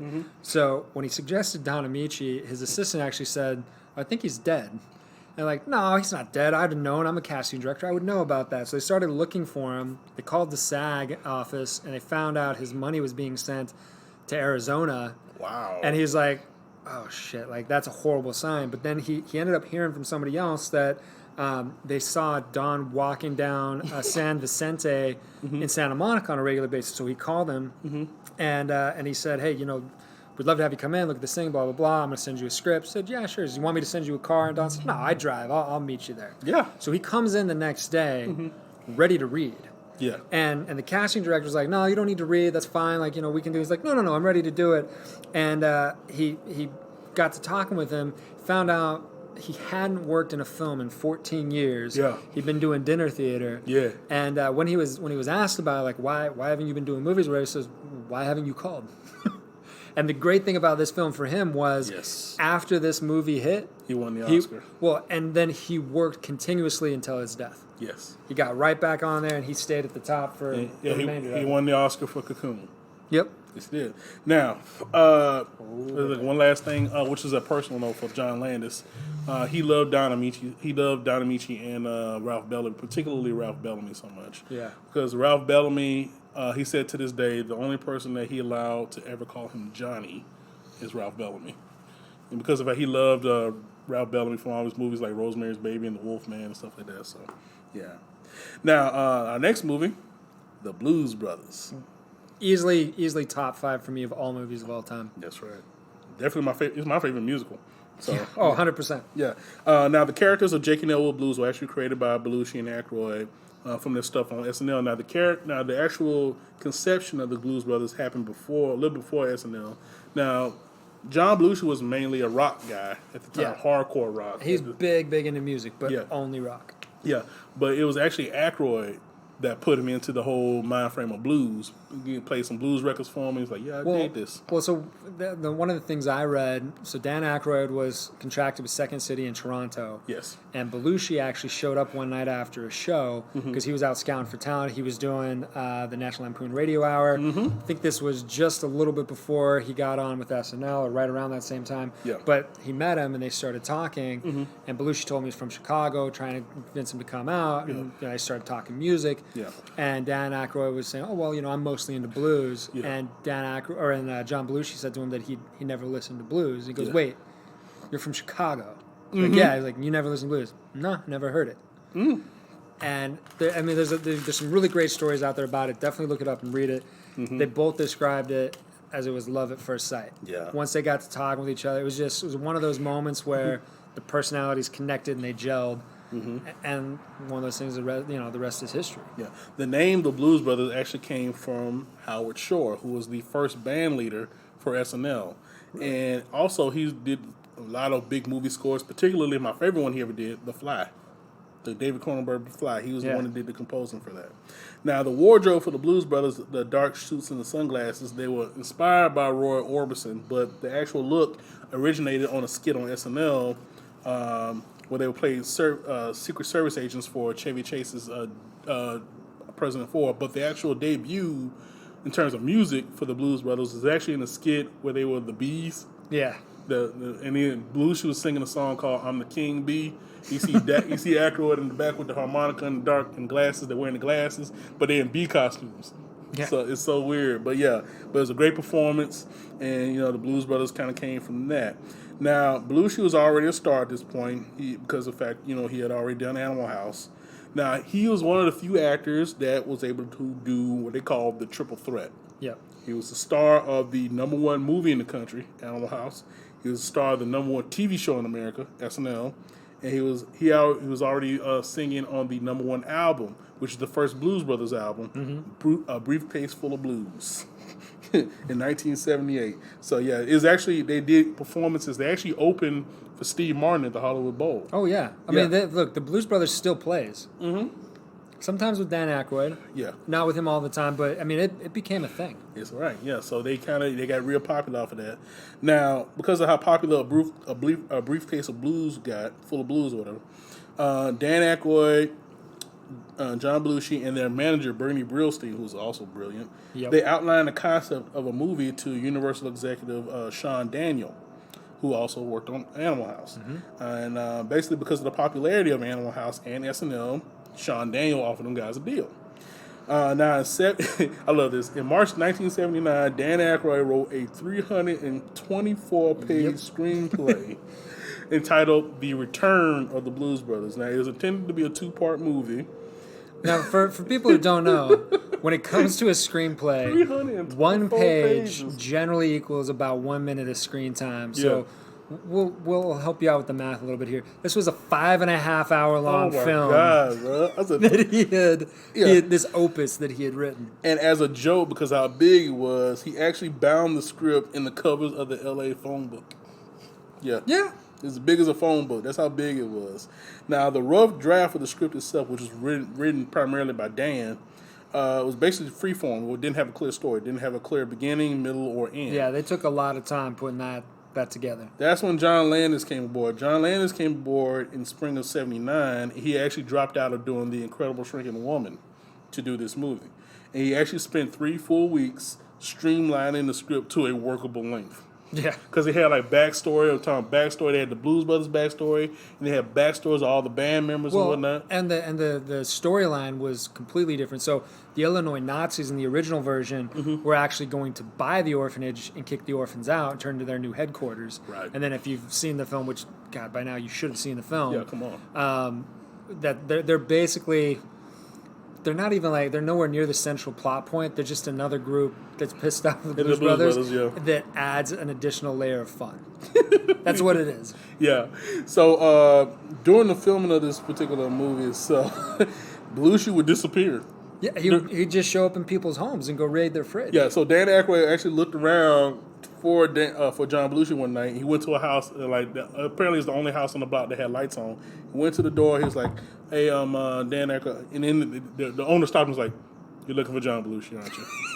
And they're like, "Yeah." And then he turned around and you see John Belushi is in their house. He apparently came to their house, asked for some milk and a sandwich, and just crashed out on their couch. Well, and it probably has something to do with this other note that I found. Supposedly there was a budget for cocaine on this film. Yeah. And all of the actors were doing a lot of cocaine because there's a lot of night sequences, and so they wanted to make sure everyone was always kind of up and going. Yeah. And apparently John Belushi did more than his fair share of that. Yes, he did. Which actually led to some serious problems with them when they were filming. If I remember correctly, well, let me double check.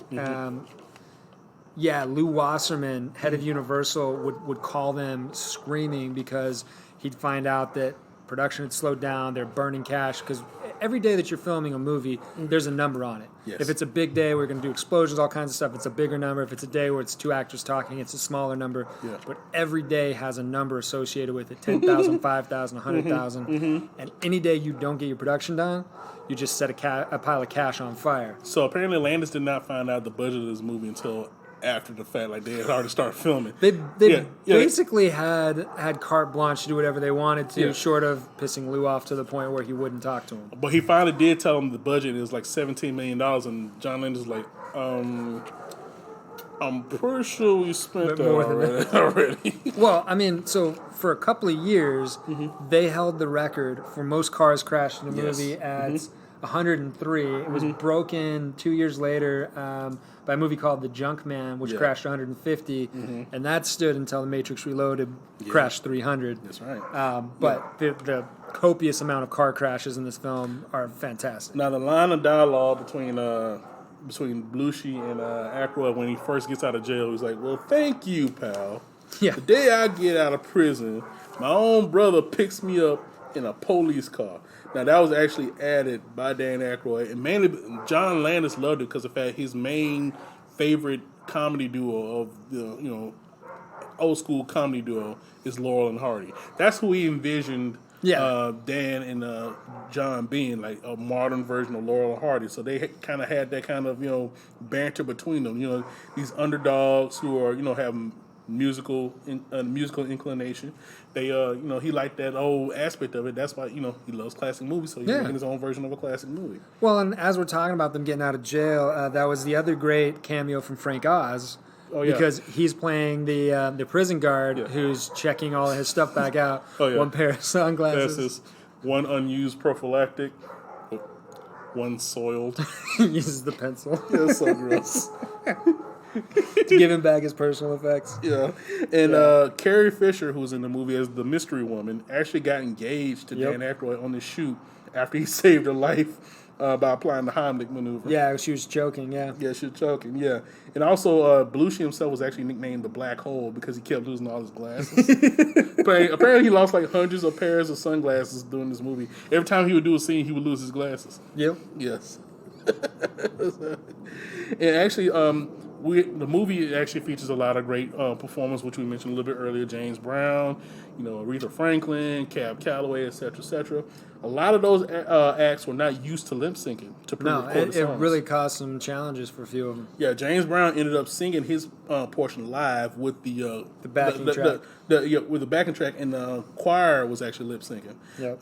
The John Lee Hooker, boom, boom, boom, boom, that was live. They recorded that one live, yeah. Yeah, and then the Aretha Franklin thing, that was cut extensively because of the fact she couldn't get used to it. So. It's weird. Well, if you're a real singer, it's weird to try to lip sync. Exactly. And actually, yeah, speaking of famous people, Yeah. do you know John Wayne's son was in this?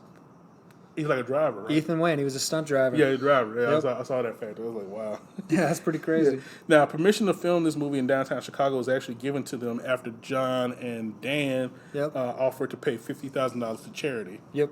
So it's okay. And and once they did that, they pretty much had the keys to Chicago. When you watch that film and you see what they got away with, Yeah. especially if you're a filmmaker at all, Oh, my God. you're gonna go, how in the hell? in downtown metropolitan fucking Chicago. Yeah. Now, while filming the opening scene, which we talked about in the jail, the guards at the prison who the ones that were in the Yeah. tower doing the helicopter shot, where they do like the established shots of Chicago or whatever. They started shooting at the helicopter because they thought it was trying to spy on them. Yeah, they didn't communicate that they were going to be doing helicopter shots. What you shooting at the fucking? Okay, now right before they go into the famous, mall chase scene or whatever, one dude asks, he has a stuffed doll. He's like, "Yeah, you have Miss Piggy?" That guy? Yeah. That was the stunt coordinator.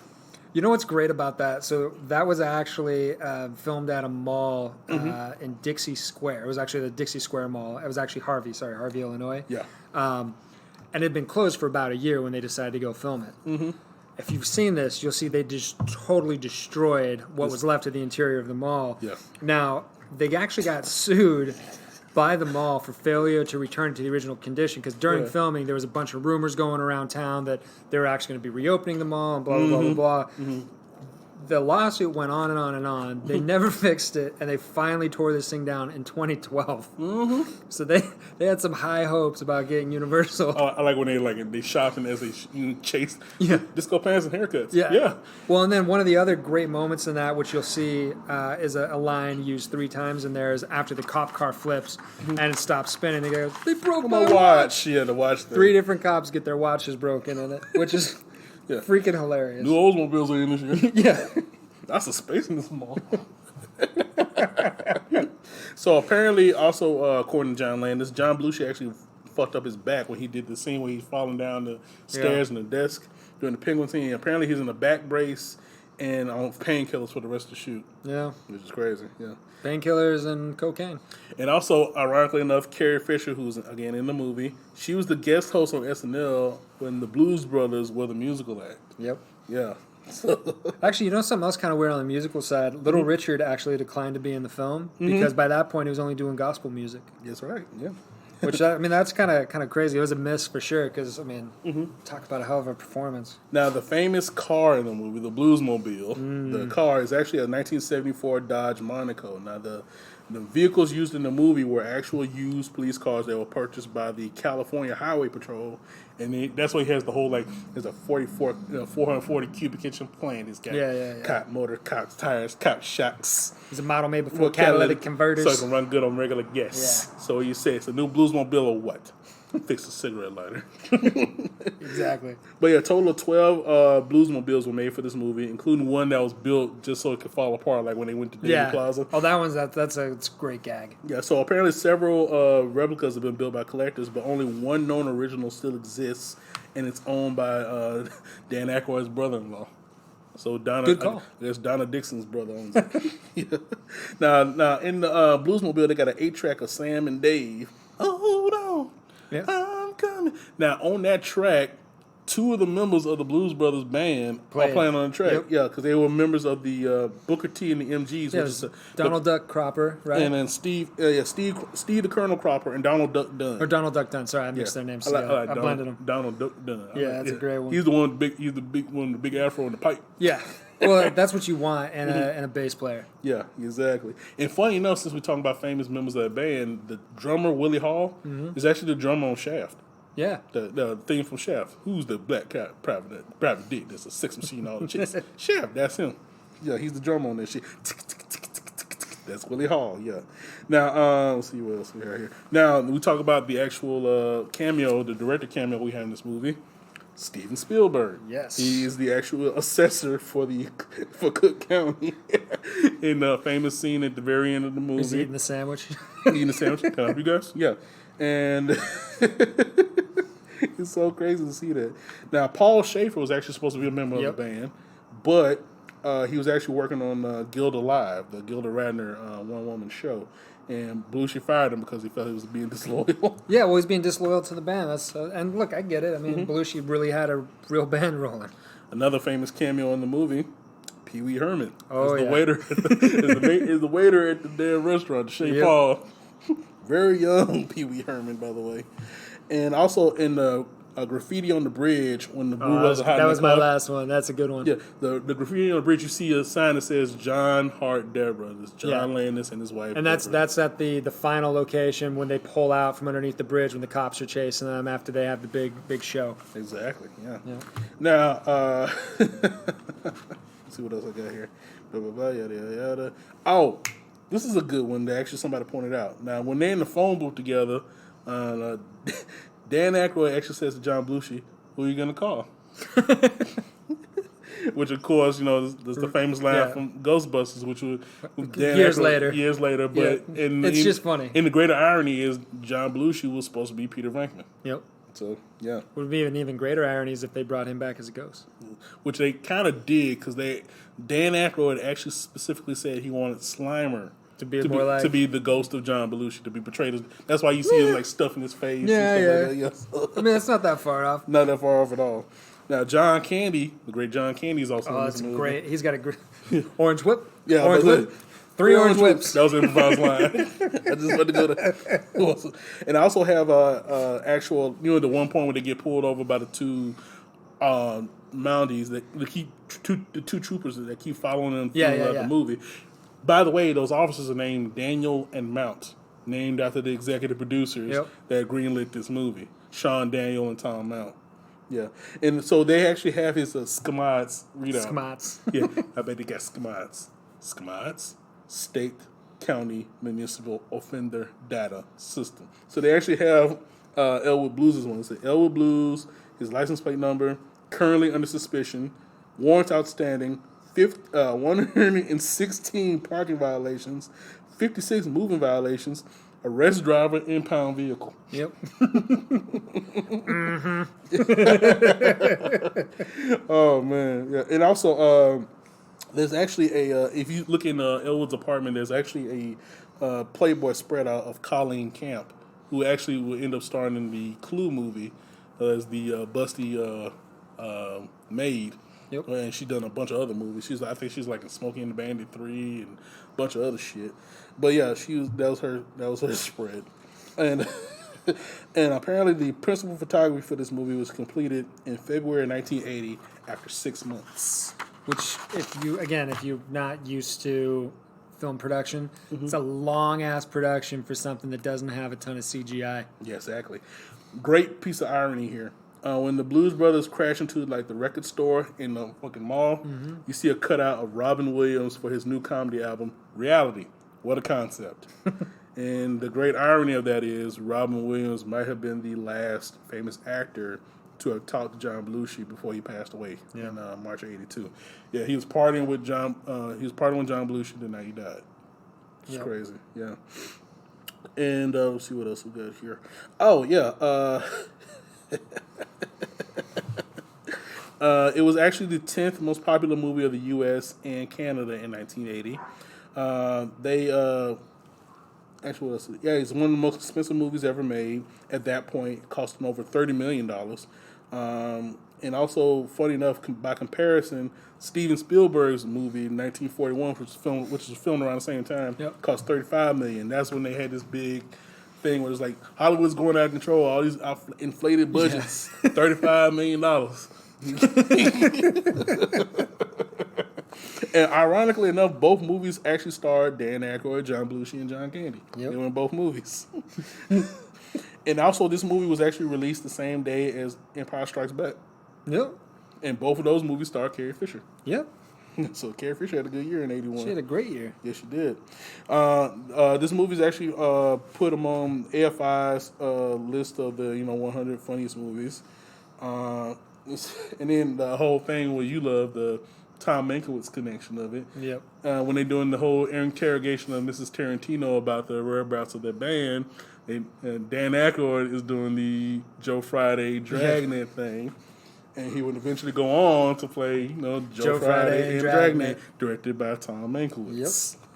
Yep. One of my favorite things about this film is that all these years later, it's still one of the most argued about films because everybody always argues: is it a buddy comedy? Is it just straight comedy? Is it a musical? And technically, everybody's still right at the end of the day. I've had some people like what I'd call like musical purists are like, well, they're not singing lines of dialogue. Although you can argue that like Respect and some of those different ones definitely are singing lines of dialogue. But like, well, yeah, but it wasn't written for it. And so you always have that back and forth, which for me just adds an additional layer of fun and kind of intrigue to it and puts it at a whole new level of almost mystique, for lack of a better term.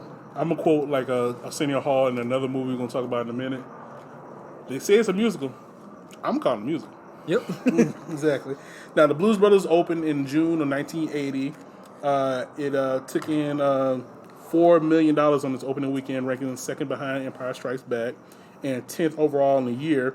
Grossed over $57 million domestically and $58 million foreign, giving it a total of $115 million overall.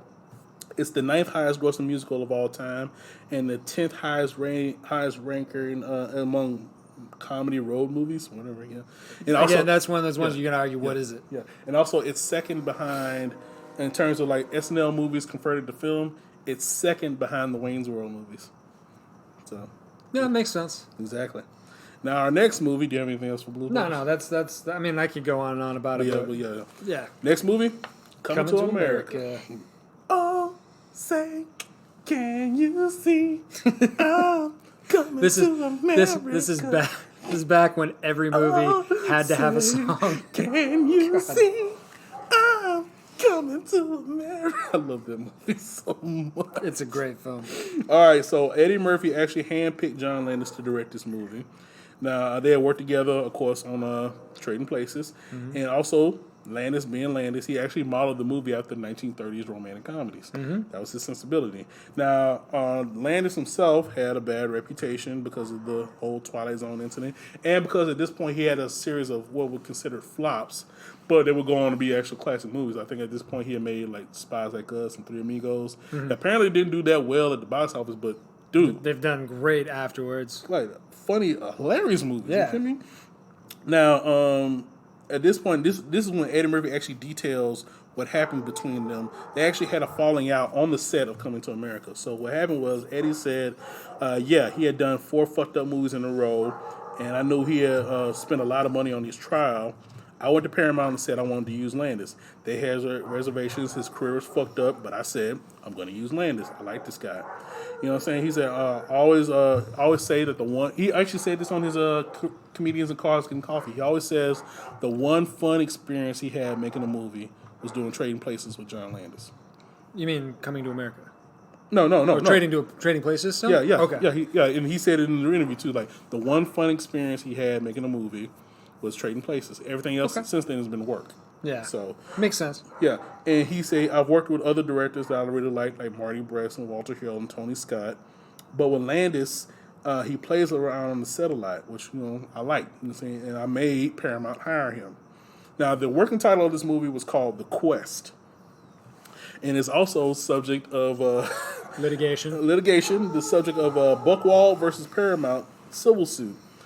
So Art Buchwald, a humorist at the time, sued Paramount Studios, alleging they actually stole his idea. He did a 1982 treatment about a rich African potentate coming to America for a state visit, and they wanted to turn it into a movie. Now, the actual suit was filed in 1990 against the film's producers. Paramount optioned the treatment from Buchwald, and John Landis initially was attached, and Eddie Murphy was attached as the lead. But after a couple of years of being in development hell, they kind of abandoned the project.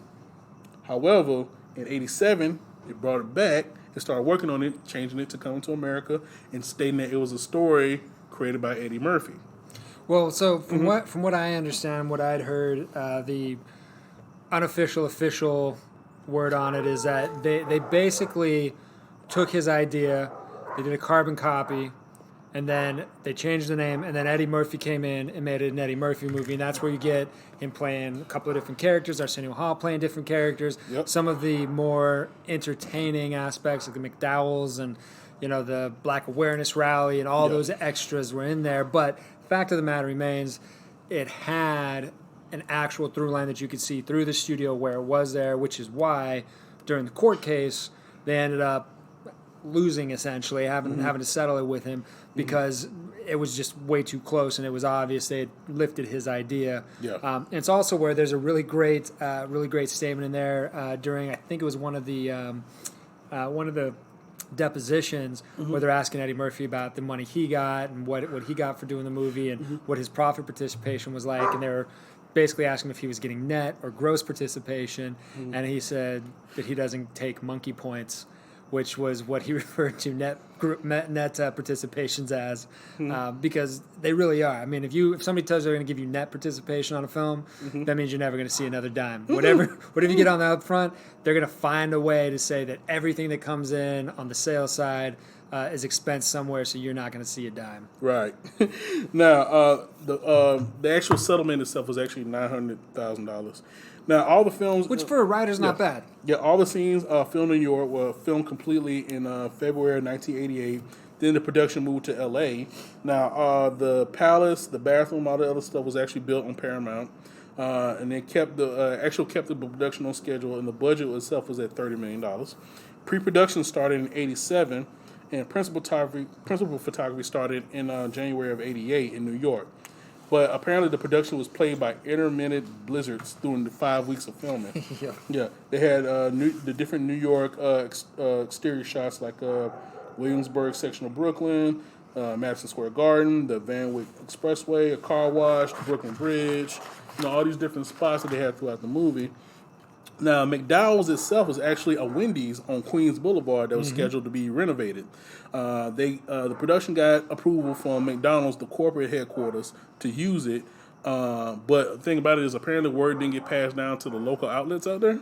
So apparently when the McDowell's sign went up, a manager of the McDonald's from like a half a mile away came down with his lawyer and took photographs telling him he's going to sue everybody in there. Now, this particular restaurant actually stayed in business till 2013. But not as McDowell's, as a Wendy's. No, it's a Wendy's. It came back up as a Wendy's. Yeah, and actually it's since been demolished. But they actually, funny enough, they actually did a pop-up out here of McDowell's a couple years back. Well, and they're doing it, I think, because they'd started talking about doing the Coming to America 2, which they just finished filming. Now, principal photographer of this movie, 83 days. Which, that's longer than most, but it's not that long. Not that long at all, really. And then post-production was only 6 weeks. Well, and especially when you look at the opening sequences and how much choreography goes into it, 83 days isn't a lot. Now, like you mentioned earlier, this is the first time Eddie Murphy played multiple characters in a movie, which becomes a trademark of his. Yeah. And it's also the first time he worked with Rick Baker. Yep. Eddie and Rick Baker got together. They were re-teamed together in the Nutty Professor movies, Life, and Norbit. Now, Eddie and Arsenio and a couple other people went through like 3 to 4 hour makeup sessions with the characters. Now, Rick Baker took life casts of all the actors, and they put like mold rubber appliances on their faces and whatnot. And they actually had hand-woven hair, eyebrows, and mustaches. Yep. Yeah. Now, the real kicker in terms of the makeup test, which was John Landis's idea, Eddie Murphy as the Jewish man. Saul. Yeah. They never named him in the movie, but apparently the character's name is Saul. So they had Eddie in full makeup as this Jewish guy going around a golf cart all around Paramount, fucking with people as his old Jewish dude. He went to one department after another, and then he would say in his regular voice that he's Eddie Murphy, and no one would believe him. And he's like, what? Well, no, they wouldn't believe him. They're like, no, they're just like, what? Are you kidding me? Like, yeah. And actually, on one of his comedy albums, he actually records like a little thing of like he's talking to Rick Baker as Saul's like, I'm in this new movie, in the Jewish voice, like, the one that I'm in, who's the star that? Oh, yeah, Eddie Murphy. Oh, Christ, I hate him. He's the worst. He's the worst. He can't act. And he's ugly. he's an ugly kid. It's Eddie Murphy saying this. It's so fucking funny.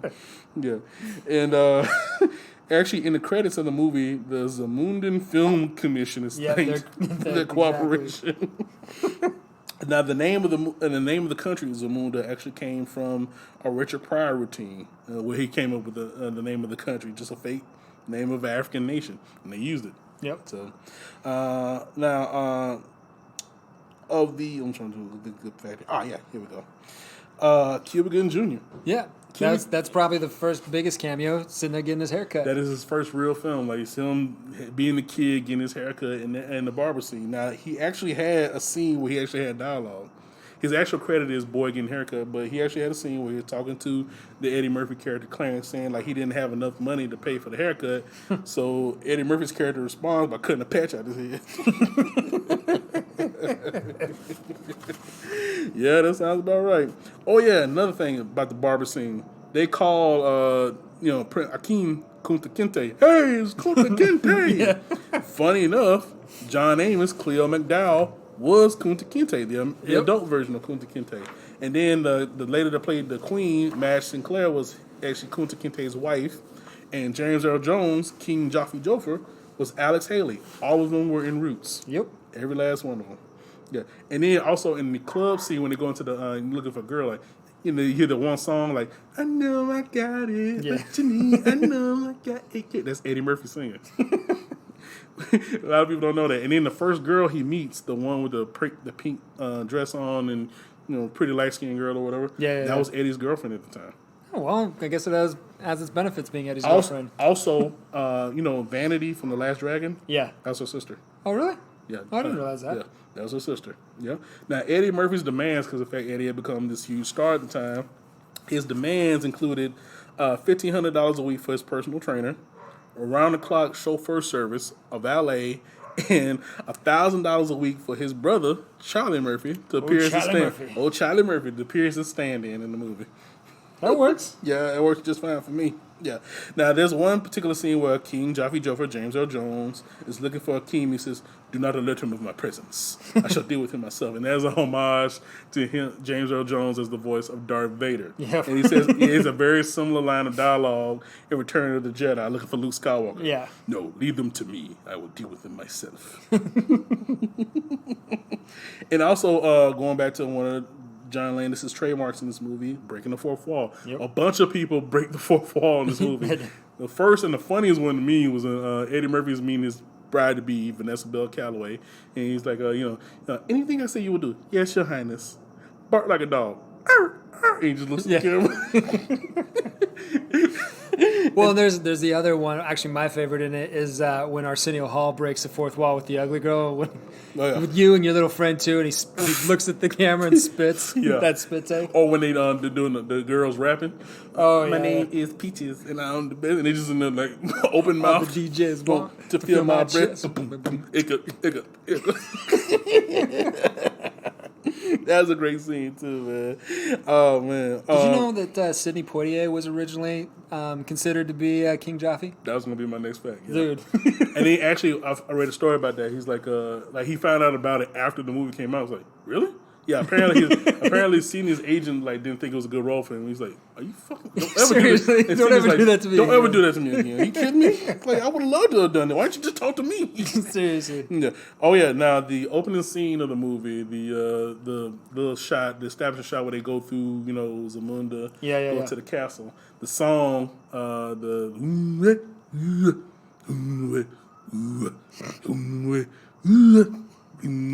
that shit, sung by the group Ladysmith Black Mambazo. They had actually got real famous because of the fact they did the Paul Simon album Graceland, and they had the song, You Can Call Me Al. Yeah. Yeah. Ooh, they do that shit in that same shit too. You can call me Betty, and Betty can call me. You can call me Al. In the fucking video with Chevy Chase. That shit. But you know the American version of the song they're singing? No, what was that? Oh, that's right. That's the American. The lion sleeps tonight. That's what they're singing. Which is crazy when you think about it. You kind of hear it, but okay, gotcha. Now, the first person offered the role of Lisa McDowell was actually Vanessa L. Williams, former Miss Miss America or whatever. And she had to turn it down or whatever. And looks like we're God. We're actually going. Yeah, we're gonna have to do I'm sorry, everyone. We're gonna end up having to do a two-parter here. It's what happens when we get into this good of quality.